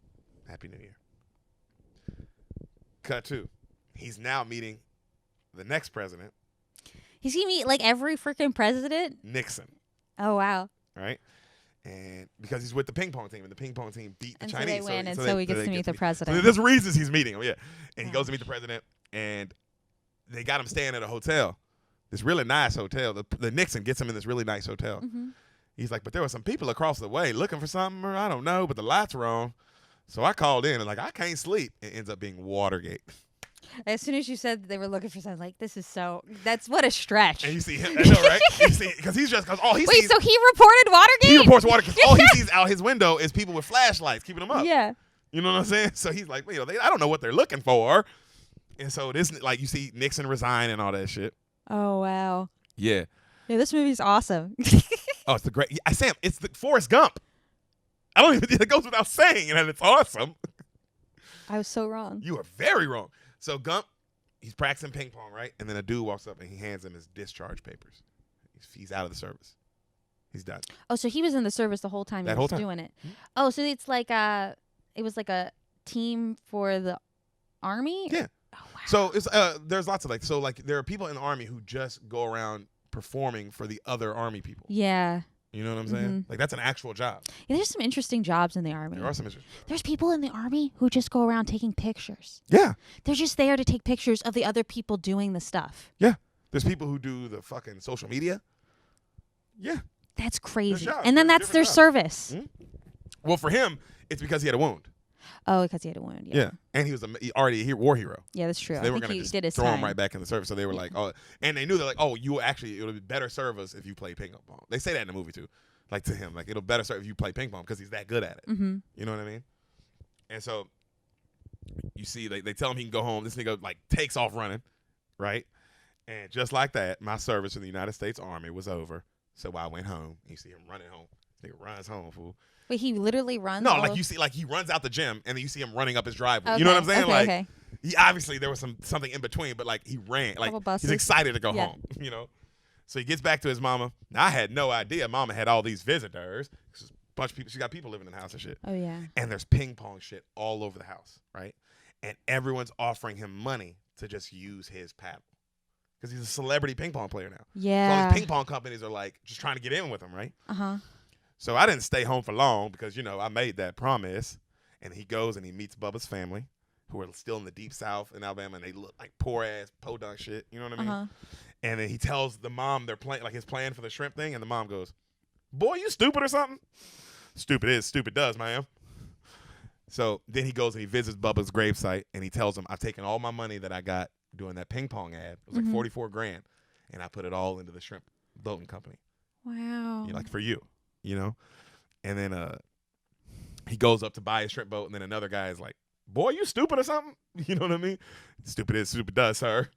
And then you see this nigga out at sea in his shrimping boat. He's driving his shrimping boat now. And he doesn't catch any fish at first. Like nothing. Like he drops the net and like a fucking like war hat and a shoe and like papers come out, right? And then he goes, "Now Bubba told me everything about shrimping, but what I found out was shrimping is tough." And he names the boat the Jenny, right? But he can't catch anything. Cut to you see Jenny at a disco nightclub. You know what I'm saying? Doing coke. She just be doing all the drugs. All of them. I thought about her a lot and hope whatever she was doing, it made her happy. You see him on the boat looking up, right? And then you see she is with some dude shooting up heroin. Fucked up. Jenny. And you hear Freebird playing.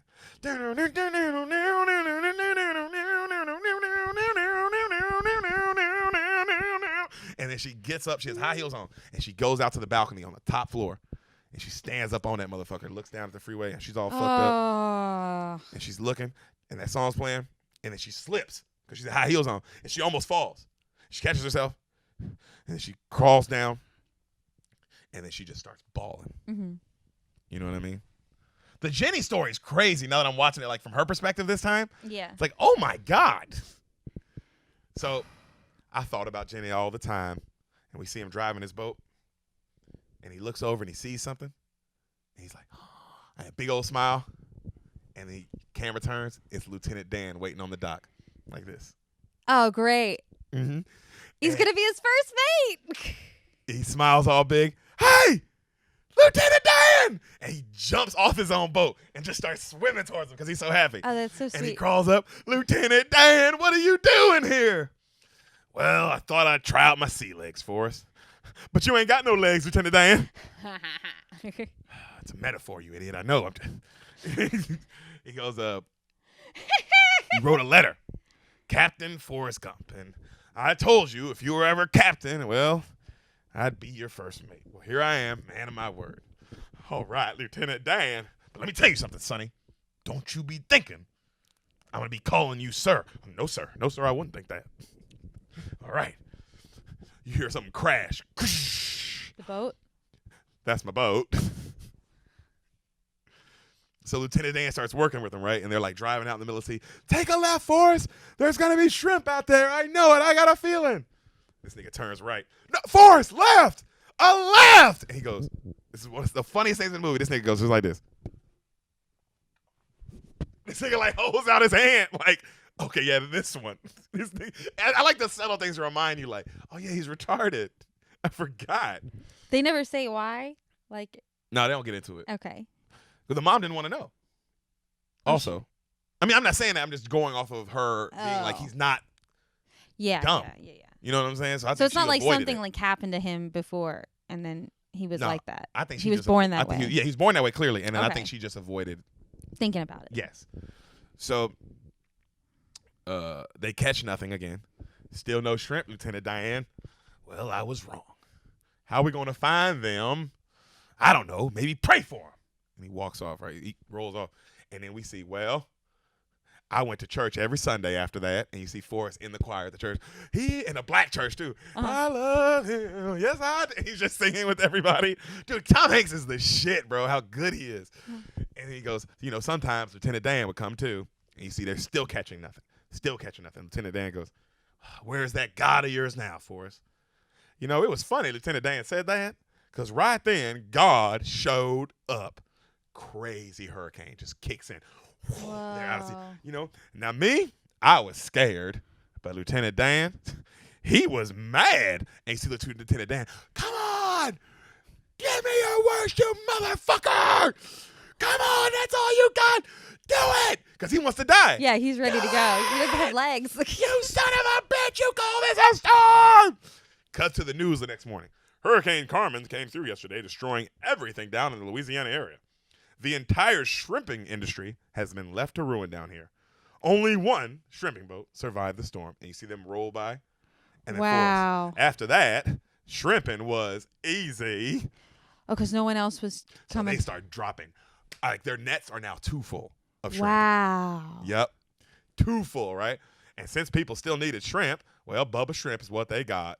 I mean, now we got 12 Jennies. We got 2 big warehouses. We even got little hats that say Bubba Gump Shrimp on them.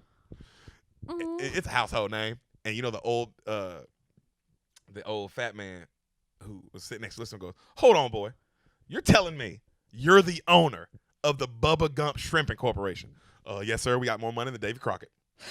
And the guy just starts laughing. Ah, you're telling me I was sitting next to a millionaire? And he just walks off, right? And then an old woman who was sitting next to him scoots over in the position now. Mm-hmm. And she goes, well, I thought it was a lovely story. And then he goes, you want to see a picture of Lieutenant Diane? She's like, yeah. And he holds out a Fortune 500 magazine with them on the cover. Because they're the biggest shrimping company in the world. And it's them two like this. And she's like, yep, that's him right there. You know? And that nigga says, you cut back to Lieutenant Dan and them on the boat right now. They're just shrimping. They're happy. And Lieutenant Dan goes, you know, Forrest, I never thanked you for saving my life. Forrest kind of looks at him. And Lieutenant Dan just smiles. And he lifts himself up. And he jumps into the ocean. And he just kind of backstrokes. Like happy as can be. Mm-hmm. You know what I mean? And he goes, you know, he never actually said so. But I think that day, Lieutenant Dan made his peace with God. Aww. So right then you see them two another day. They're sitting there working on the boat, and then they get a call. Oh, we got a call for Forrest. Well, Forrest is eating lunch right now. He's indisposed. And then the lady goes, it's his mama. She's sick. And Forrest hears this. He stands up. That nigga just jumps off the boat and starts swimming. Wow. You know what I mean? Like nothing, just starts swimming. And you see him running up the driveway right to the house. Yeah. And then you see there's a black woman, like a nursing kind of lady. And he goes, where's mama? And then he goes up to her. She's in the room in the bed. What's the matter, mama? Oh, I'm dying, Forrest. Why are you dying, mama? It's just my time is all. You know, we all make our own destiny. And life is like a box of chocolates, Forrest. You never know what you're going to get. I'll miss you, Forrest. He's looking at her. He's crying. Mama got the cancer and died on a Tuesday. Cut back to him in real life. And that's all I have to say about that. So the old lady's bus comes, right? She's crying. The old lady's bawling. Is listening to the story. And then he goes, isn't that your bus? And she goes, oh, honey, there'll be another one. Aw. Like, go on, right? And he smiles and he keeps telling the story. Yeah. So he goes, well, the College of Alabama, after my service and everything, wanted to offer me a job, you know. And so I never worked again for Lieutenant Dan because he's cutting the grass of the football field. And he's so happy because he loves it. Wait, but what about his shrimping company? Lieutenant Dan. So he left it to Just let Lieutenant Dan run it because he wanted to do this now. He wanted to come home and be, just be home. But he still owns it, right? Still owns it, yeah. Okay, I was like, wait a second. He's let him run it all. And then he says, but Lieutenant Dan, well, he took some of our money and invested into some fruit company. I don't know. And he gets a letter about how they just invested like half into Apple.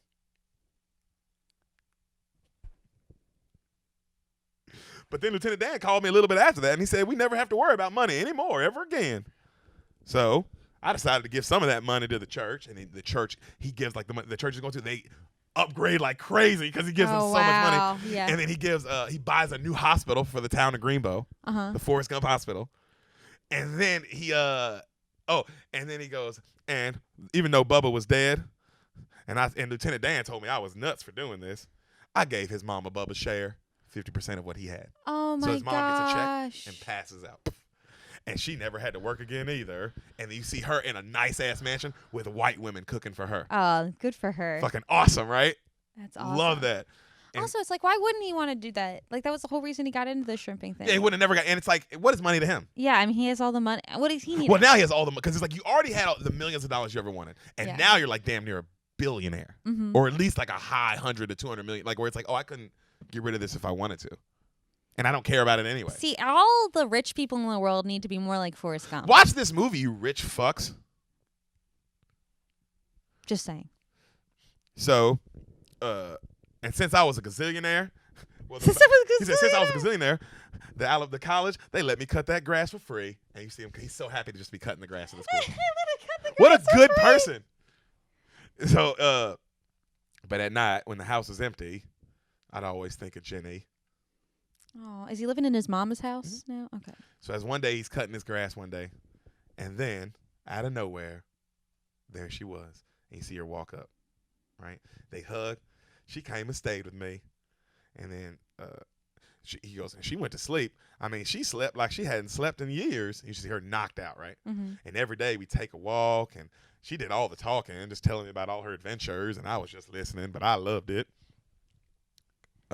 Most of the time I was real quiet, and then you see they walk up on her old house, and she just stops talking. She takes her shoes off. She walks up towards it. She's staring at it. And then she just starts throwing shit at it. She starts grabbing rocks, throwing rocks at the windows, and just throwing, and until she just passes out, right? She's just on the ground like crying. And then Forrest says, sometimes there just aren't enough rocks. I never knew why she came back, but I didn't care. It was like old times again. She gave me the best gift I've ever gotten. And you see her going, it's just for running, okay? And then you see the white Nikes that I said were really dirty in the beginning of the movie. Okay. She gives him those. And they're brand new, right? Uh-huh. It was and we was like a family. She showed me how to dance. You see them dancing in Sweet Home Alabama. And it was the happiest time of my life. Cut to that night. Jenny, she's going upstairs to bed. She turns. Will you marry me? I'd be a good husband, Jenny. I know you would, Forrest. But you don't want to marry me. You won't marry me. Why don't you love me, Jenny? She doesn't say anything. You know, I'm not a smart man, but I do know what love is. Remember what she told him earlier? She did say that earlier. And he walks outside, and I love it. And he goes outside, and me and my brother used to always love this. And he stands like this.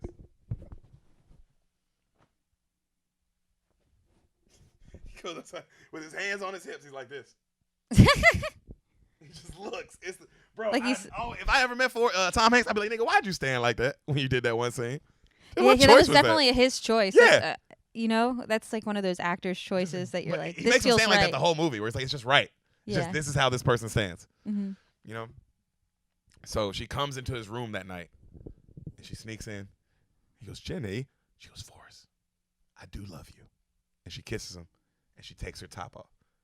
Camera fades. All right? The next morning, early in the morning, like crack of dawn, we see Jenny get into a taxi while Forrest is asleep, and she drives off. Why? And she leaves him his Medal of Honor. What? He just wakes up staring at her. Wait, so she just slept with him and left him? Yep. She's fucked up, bro. I know, but it's like this poor. How nice does he have to be? He's so sweet. You can't just say something like. You can't be like, we can never do this again, or I can't, Forrest. This is too much. Yeah, I'm wrong sorry for you. Like, I'm the problem. Yeah. Just left him. So he sits on the porch, and then he stands up, and then he starts running. That day, for no particular reason, I decided to go for a little run. And, you know, I ran to the end of the road, and then I thought, well, might as well keep going. And then I ran to the end of town. Thought I might as well keep going. And then I was like, maybe I'll just run right across Greenbow County. And I did that. And then I was like, why don't I just run across all Alabama? And I did that. And for no reason, I just kept on going all the way to the ocean. You see this nigga all the way near the ocean now. Uh-huh. Right? And then he goes, so when I got there, I figured I'd gone this far. Might as well keep going. And so now this nigga's got like different clothes on and shit, bro. And he's just running, fool. Wait, into the ocean? No, like he turns back. He turns back and goes, yeah. And then I hit another ocean. What? And when I got tired, I slept. And when I was hungry, I ate. And when I had to go, I went. And the old lady's like, so you just ran? Yeah. Run along, running on empty, run along. You see this nigga running on, run along. And this nigga just sprinting, right? Beautiful scenery. I think a lot about Mama and Bubba, Lieutenant Dan. Most of all, Jenny. I thought about her a lot. He's on the news now for running across America. Like, he's like, people are talking about this guy who's just been running nonstop every day. Yeah, I would think that's pretty crazy. We see Jenny waiting tables, and she sees Forrest on TV, and she's like, I'll be damned. Right? So people, now all these reporters catch up to him one day, and they go, what are you doing this for? Is it for world peace? Is it to stop world hunger? Are you doing this for, like, the Republican Party, like some shit like that? Yeah. And then he goes, I just felt like running. And he kind of runs away from him. And for some reason, it made a lot of sense to people what I was doing. And you see people start running behind him. And then after that, I got more company. And then more people, because more people think he's like, he's on some sort of, he's like doing something bigger than himself. Yeah, some Gandhi shit. Yeah, exactly. Wow. So now, he has like hundreds of people following Who's him, the idiot? running across the country. Who is the idiot? Isn't this movie awesome? This movie's awesome. So, he goes, someone told me that I gave people hope, but he goes, I don't know nothing about that. But some people, they ask for help. Like this one guy, he got into the bumper sticker business, and none of his ideas were working. And so you see the guy running along for. He's like, man, I got all these bumper stickers, but I don't know what to do. And then right then the guy goes, whoa, man, you just ran through a big pile of dog shit. It happens. And the guy goes, what? Shit, it happens. And then Forrest runs off, and the guy goes, and that fella ended up coming with a slogan, and then you see shit happens on everybody's bumper sticker. Made him a lot of money. And this one guy came up to me. He lost all his money in the T-shirt business, and he couldn't really draw well, and he wanted my face. And they're running. He's like, "Oh man, I got all these shirts." And then right then, mud splat like a tire, like a truck comes by, and and they get hit with mud. And the guy's like, "Oh, here, man, just wipe yourself off with this one. Nobody likes this color." And he hands him a yellow one, and Forrest wipes his face with it. Have a nice day. And he keeps running, and the guy opens it up, and it's that Walmart logo, the Have a Nice Day. And that guy apparently made a fortune off that shirt. I feel like these are stretches now. What? You don't like? I like that he does everything. Well, what are these things? These references? Well, these are just like American bumper things. stickers, T-shirts. He did everything, Sam. Wow. Okay. So everything that we hold and cherish as Americans is due to Forrest Forrest Gump. Okay. I'm getting that. You said it a second ago. Who's the idiot? That's true. Mama always said, you can't keep running from your past. I'd run for 3 years, 2 months, 14 days, and 16 hours. And he just stops, right, in the middle of nowhere. And everybody, like hundreds of people behind him, they all go, stop. Mm-hmm. And he turns, and one guy's like, I think he's going to say something. I'm pretty tired. Think I'll go home now. And he just starts walking back. Like walking. Wow. And how many everybody's years has it been? Huh? Has it been years? 3 years, 2 months, 14 days, 16 hours. So he starts walking back, and people are, of course, who've been following him like for years now, Sam, are like, what? That's it? And then one guy goes, what are we supposed to do? My running days were over. I went home to Alabama. So one day, out of the clear sky, I got a letter from Jenny, and now he's back on the park bench, and he's showing the letter to the old lady. And he's like, to come here to Savannah, this is where she lives now. She said she saw me on TV running, and she tells the old lady she lives at this address. And the old lady goes, honey, you don't need a bus to get to this address. It's literally 5 blocks that way. Five blocks that way. Yeah, 5 blocks right on the right. Thank you. And he takes off running, right? And he runs, and he knocks on the door. Jenny answers. Uh-huh. And Jenny looks put together now. Got a nice haircut. She got a nice place, a nice apartment. You know what I mean? Got a clothes, like nice clothes. Like she looks like a grown woman now. Yeah. Forrest, hey, and they hug. He's like, I got your letter. Oh, you did good. This your house? Yeah, it's really nice. Oh, thank you. You got air conditioning. Yeah, I do. He gives her he's like, I got you some chocolates. I ate some. It's okay. And then she's like, look, I got this. And then she's like, I made the scrapbook of you while you were running. And it's a scrapbook of like all the things he did while he was running, like all the paper clippings and all that stuff, right? And she's like, I was so proud of you. And she goes, listen, Forrest, I don't know how to say this, but I just want to apologize for everything I did to you. I was so messed up, Forrest. I was so messed up. And then right then somebody goes, do. Hey, got to drop him off. I'm sorry, I got to go. She said, oh, it's fine. I'm double parked downstairs, but here, you know. And she brings her son in, right?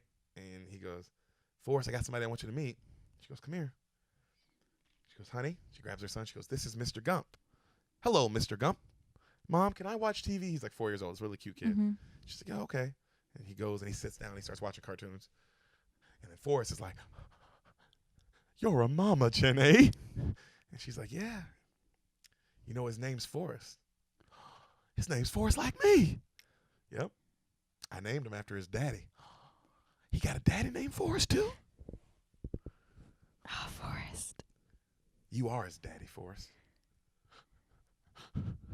Because obviously that fucks him up mentally, as you can tell. Because he's like, you know what I mean? Like so many things. His dad wasn't there for him.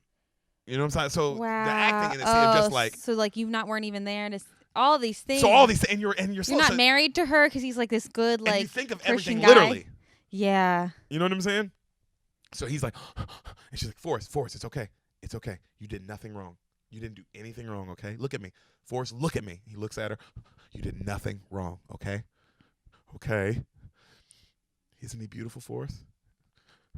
He's the most beautiful thing I've ever seen. And then this nigga, he gets super nervous. This is where the acting like, oh, this is what won him the Oscar. This shit makes me tear up. He starts going, but is he, is he smart or is he like, and then she goes, he's smart. He's one of the smartest in his class. And he goes, like he starts hyperventilating, crying, like acting his ass off, bro. Just, because he's such a good fucking guy.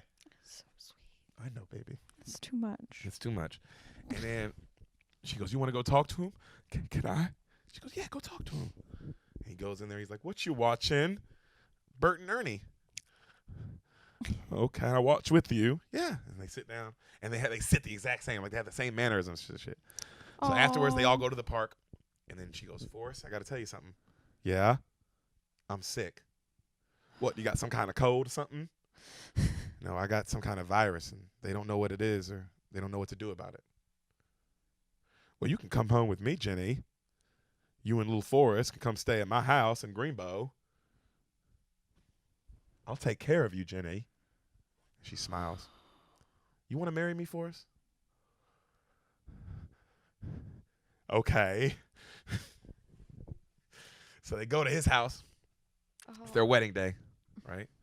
And then you see a man walking up with a cane. And it pans up. Lieutenant Dan. Oh, you got like prosthetics? Lieutenant Dan. Hello, Forrest. And he looks really good. Like looks like a billionaire now. You know what I mean? Oh yeah, because they made all that money. I forgot. He looks good. You know. You got new legs. Yeah, titanium alloy. Same stuff they use on the spaceships. Magic legs. This is my fiance Susan. He has like a nice fiance now. Yeah. She's Asian and shit. He's like, hi, nice to meet you, Forrest. I've heard a lot about you.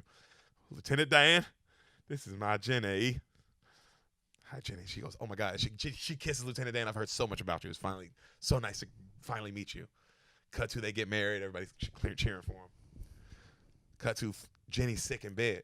Forrest taking care of her and shit. Mm-hmm. And she goes, Forrest, can you tell me about Vietnam? Were you scared? He tells her, well, no. Because of every time I was scared, I just seen something so beautiful. And then he starts telling her about all the beauty he saw. And then you start seeing flashbacks of him seeing all these beautiful scenery things where he's just looking like in amazement because he saw everything. And it's so different from where he grew up. Right? And so he's just, and she's just listening to these stories and she's smiling. Right? And he goes, she goes, I wish I could have been there with you, Forrest. And he goes, you were always there with me, Jenny. She goes, I love you. Jenny, you died on a Saturday morning. You hear the voiceover. And now he's at her gravestone. It's like right under their favorite tree that they were always on as kids, right outside his house. And he goes, I placed you under our tree, and I had that house of your father's bulldozed to the ground. And you see him bulldozing the house. You know, Mama said dying was a part of life. He's holding back tears. But I sure wish it wasn't, Jenny. Little Forrest, you don't have to worry about him. He's doing just fine. He's about to start school soon, and I make his breakfast, lunch, and dinner every morning. And make sure he combs his hair and he brushes his teeth. And I taught him to play ping pong. He's really good. Oh, you're crying too. And I read to him every night. He's so smart, Jenny. And then he breaks down. He's just so smart, right? Just breaks down. This nigga can act, bro. And he goes, man, but you'd be so proud, Jenny. You'd be so proud of him. He wrote a letter to you, and he said, I can't read it, so I'm just going to leave it here for you. I promised I wouldn't look at it. And he sets it down. And then he goes, Jenny, I don't know if we have a destiny, like Lieutenant Dan says, or my mom, or if we just float around all accident like on a breeze, but I think maybe it's a little bit of both. Maybe just both are happening at the same time, and we don't know. But I miss you, Jenny.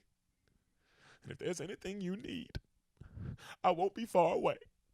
Right? And he walks off, and he sits at the bus stop with his son as they're waiting for the school bus. Mm-hmm. And he goes, what's this? And his son goes, I was going to show this book of yours. It was your favorite book to show and tell. And it's the Curious George book. And he opens it up, and the feather falls out. Uh-huh. Right? And he goes, wow, that's my favorite book, Forrest. And then the bus pulls up, and it's the same bus driver that took Forrest to school when he was a kid. Wow. And the little kid gets in the bus. Hi, I'm Forrest Gump. She's like, hi, I'm Dolores. Get on in here. And he walks in, and he goes, hey, Forrest. And little Forrest turns. I want to tell you I love you. I love you too, Dad. I'll be here when you get back, okay? Okay? And he gets on the bus and drives off. He watches, and he sits back down, and the feather starts floating off as that doom, doom, doom, doom, doom, doom, doom, doom, doom. Forrest Gump. Wow. Is that not one of the greatest movies you ever heard in your entire fucking life? That's insane. That's an amazing movie. It's one of the best movies ever, Sam. I can't believe. Also, when you see it, like the level of acting. I mean, the reason he won the Oscar for this, obviously, the level of acting is unreal. Mm-hmm. It's unfucking real. It's unreal how good this dude, how into character he is. You know what I mean? Oh, yeah. He is Forrest fucking Gump, bro. Yeah. But then again, I mean, you look at the dude's resume, like Castaway and Saving Private Ryan and Green Mile and fucking just, you know, it never ends. You know, the dude's just, he's a legend. He might be the best. Legendary. I always say Leo's the best because Leo is the best. But, I mean, you got to put Tom Hanks up in the top 5 to ever do it. Yeah. Was that with you when we were watching that clip of Tom Hanks, like, getting Tom Holland to do, like, different acting? Yeah, like, get things? different acting techniques. Yeah. That was really funny. That was cute. That was cute. Also, it was really cute of Tom Holland to be, like, really doing it. Like, to really, as I can't imagine, like, kind of being It's a lot of pressure. goaded on by, like, Tom Hanks, like, one of the greatest actors ever. And then you're like, I guess I have to deliver. Also, like, I'm sure there's this feeling of, like, a little insecurity of, like, I'm here because I'm Spider-Man. Like, let's be real. Mm-hmm. Tom Holland, we know who he is because he plays Spider-Man, not because he's some great actor. Yeah. Though, don't get me wrong. Spider-Man in actor. Infinity War is fucking unbelievable. I mean, he makes And everyone cry I when think he dies. I think Tom Holland's the best Spider-Man we've ever had. Yeah, him or Toby was great. But I say he adds another level of depth to him for sure. He makes him a little bit more serious. I mean, the fact that Spider-Man made everyone in the world cry in Infinity War accounts for something. Yeah. No, it was Robert Downey, but it was Spider-Man saying, I don't want to go, I don't want to go. And he's like, yo, I remember everyone in that theater bawling like a baby. Mm-hmm. You know what I'm saying? So the dude can act. I'm not saying he can't act, but I'm saying, but like, being next to someone like Tom who's known Hanks for roles. Who's known for roles and, like, roles. took minuscule roles in the beginning and, like, worked his way up. And rom-com. And, like, Yeah. and even the rom-coms that he's in are some of the greatest movies of all time. Sleepless in Seattle, You've Got Mail. Those are two of the, like, his acting in that. It's not like he's, like, it's unbelievable. Mm-hmm. It's like Will Smith and Hitch or something where you're like, this may be a silly movie, but this dude is killing this shit. You know what I'm saying? So I'd assume when Tom Holland was doing that, like, there would be a little bit of pressure of, like, damn, this is fucking Tom Hanks, bro. And, like, do I belong? Yeah. You know what I'm saying? But Tom Hanks, man, I besides him being a pedophile, that guy's awesome. Well, he's a pedophile? I don't know. That's what they say. When did they say that? Do they always say that? When is every actor is a pedophile or gay? When did that For the happen? Illuminati. Oh, well, in the Illuminati. You gotta get on this Illuminati shit, dude. Oh, you mean like they're pedophiles and that they're all pedophiles in the Illuminati so that they can get that special the hormone from the crying babies? Wow, you're way too deep into it. Okay, Relax. went too far. I'm talking more just like if you're that successful and rich, people believe you did something. That's everyone though. That's true. I'm not, And I'm the first person I mean, to tell you all that. the Hanks kids besides what's his face are kind of Yeah, I don't know what the fuck's going what on. are they Tom Hanks, on? son. Because what's his face? The oldest one, who's the Is actor. a rapper. Oh, Well, the actor. the actor one. I like him. He's And fine. Barry. Is that what's his name? And Barry. What's his name? He's in the show Barry. That's all. But we what's know. his name? Something Hanks. Is it Colin? Yep. Okay. He's a great actor. The others, what are they doing? They're crazy. Well, I think that's more like to me. I don't think that has anything to do with the Illuminati. That's Just like being rich. the preacher's kid. Yeah. That the preacher's kid theory, which is like the worst kid in the church is usually the preacher's kid, and that's most churches I've ever been to. The kid who acts up the most is the preacher's kid. It's because you're under the most stress, you're under the most scrutiny, you have the highest bar that you're never going to obtain. Oh. You don't And think your so? dad is like this all-American guy. Like, not only is Tom Hanks a great actor, he's like seen as like a moral like compass. Like he Of, takes how to be a good person. Yeah, he's seen as like he's a really good guy, and I don't even know where we get that from. Is it from the roles or is He's it a great from actor. Yeah. The better actor you are, and if you're married and stable, you're a good guy. Like Leo, we all love Leo, but we all like also be like, oh, he's a party animal. He's a ladies' man. Ladies' man. Whereas if he was married, if same Leo, same role, same everything. That's true. If he was married with a family, we would be like, oh, he's such a good guy. What an upstanding citizen. And it's like this is the same Leo who's saving the ocean and all the penguins or whatever the fuck he's doing. Whenever Who when knows he's what not that guy's acting, he's just doing. riding whales, fighting off other bad whales or whatever the fuck he does That's what he in the does. ocean. But that is how we look at people. It's like, oh, do you have what we consider the American dream? And that's what qualifies a good person. That's why the Bill Cosby thing upsets us so much. Because he had a Because family. he was the standard. He was He was and he the was a standard. black man. Black and so man. it meant a lot to. And his nickname was actually America's Dad. Yeah. Like so many things. But also to think like to have ascended to like you were America's dad, not just Black America's dad. You were America's everybody dad. agreed that Bill Cosby was Papa. All the racist white people We're in the like, world oh, not were that still guy. like, wait, this guy, Bill Cosby, he's still a good guy. He's funny. Yeah. I like the show, or this, that, and the third. Yeah. And he's a He's good guy. teaching good He tells morals. black people not to sag their pants. He says, oh, don't, Yeah. this, being a rap music's bad and shit like that. And look what he turned out to be. Look what he turned out to be. I'm not saying Tom Hanks is that. I'm just saying, don't worship niggas. That's true. Well, I mean, that's where it all comes from. That's how they all think that they can do But whatever. Just like Bill Cosby, I appreciate when somebody's great at something. That nigga's great at stand-up, great at making television shows, great at making art. This Tom Hanks nigga is great at acting. Solid art. Solid, dude. You enjoy it? Oh my gosh, amazing. Hell yeah. What does she die of? Is it AIDS? I want to say AIDS. They don't get into it, but I always guessed AIDS because it's around that 90s, so it had to be, right? Because I never. And she's doing drugs. She's Yeah. doing heroin. She's fucking everybody. I'd heard people say before that Jenny gave Forrest AIDS, and I always thought that was part of the movie. But I guess it's No, not. it's not. It's just a theory. It's a theory. It's a theory that she gave. That's why everybody thinks she's this horrible person. And it's like, no, you got to rewatch it. Yeah, you're a product of your circumstance. Yeah. And also, you see this woman, she comes full circle. She's able to give her son a stable home. And she's able to give herself a second chance at life. Yeah. Like, being like, oh, I should marry this guy. And I should enjoy these last couple of years I have. Like, I should enjoy them. Mm-hmm. And not, like, be like, and not tell myself I don't deserve them. Yeah. That's the problem. It's like, I don't need to tell myself I don't deserve happiness. That's crazy. I do. But before we go, Sam, I think we should do something. Oh, do we have to pay some bills? We should pay some bills. Guys, beaters who are still here, who are still listening, we love you. Thank you so much for supporting. Thank you so much for sending in all your nice messages and all the comments and just showing love all the time, bro. We appreciate it. This COVID shit's tough, bro. It is. This shit's really tough on y'all. I mean, it's tough on us. I'm sure it's just as tough on y'all. It's nice to have each other. And it's nice to have y'all listening, bro. And just know that I know we're the ones talking and y'all are listening, but we need y'all just as much. But we listen to you. They send us messages. We love to y'all, you guys. Bro. We love y'all. We thank you. But beaters, can you do us a favor and you go to your Instagram page right now and you go follow Darren Bates at Westland_Sun56. You go follow him. You go subscribe to his podcast. The Raw Room. The Raw Room. You won't regret it. Thank you. All good stuff. All good stuff. You subscribe. You leave a comment. You tell him the Beans sent you. You send him a message. You tell him the Beans sent you. You show him love, and you tell him the Beans sent you. You're Beaners. You do what you're told because you're fucking good Americans and good Mexicans or whatever the fuck you are. Australians, some of you out there. We love you guys. Y'all deserve to be American. Go follow Darren. Go subscribe to The Raw Room. Please like and subscribe our podcast, man. If you're listening to this on YouTube, leave a comment. Leave a like. If you're listening to this on iTunes, leave a comment. Leave a review on Spotify. Leave a like. You know what I'm saying? Give us some love, man. If you listen to this every week, we need you too. We need your help. Just show us a little bit of love. That's all we're asking. Just a little bit. Subscribe, review, comment. Tell your friends. Tell your friends. Listen at work. Get them on it. If they don't want to listen to it, beat the shit out of them, hold them down, and force it on them. Yeah, I mean, that's be a good friend. what beaters do. We're out. See you in a couple days, motherfuckers. Peace.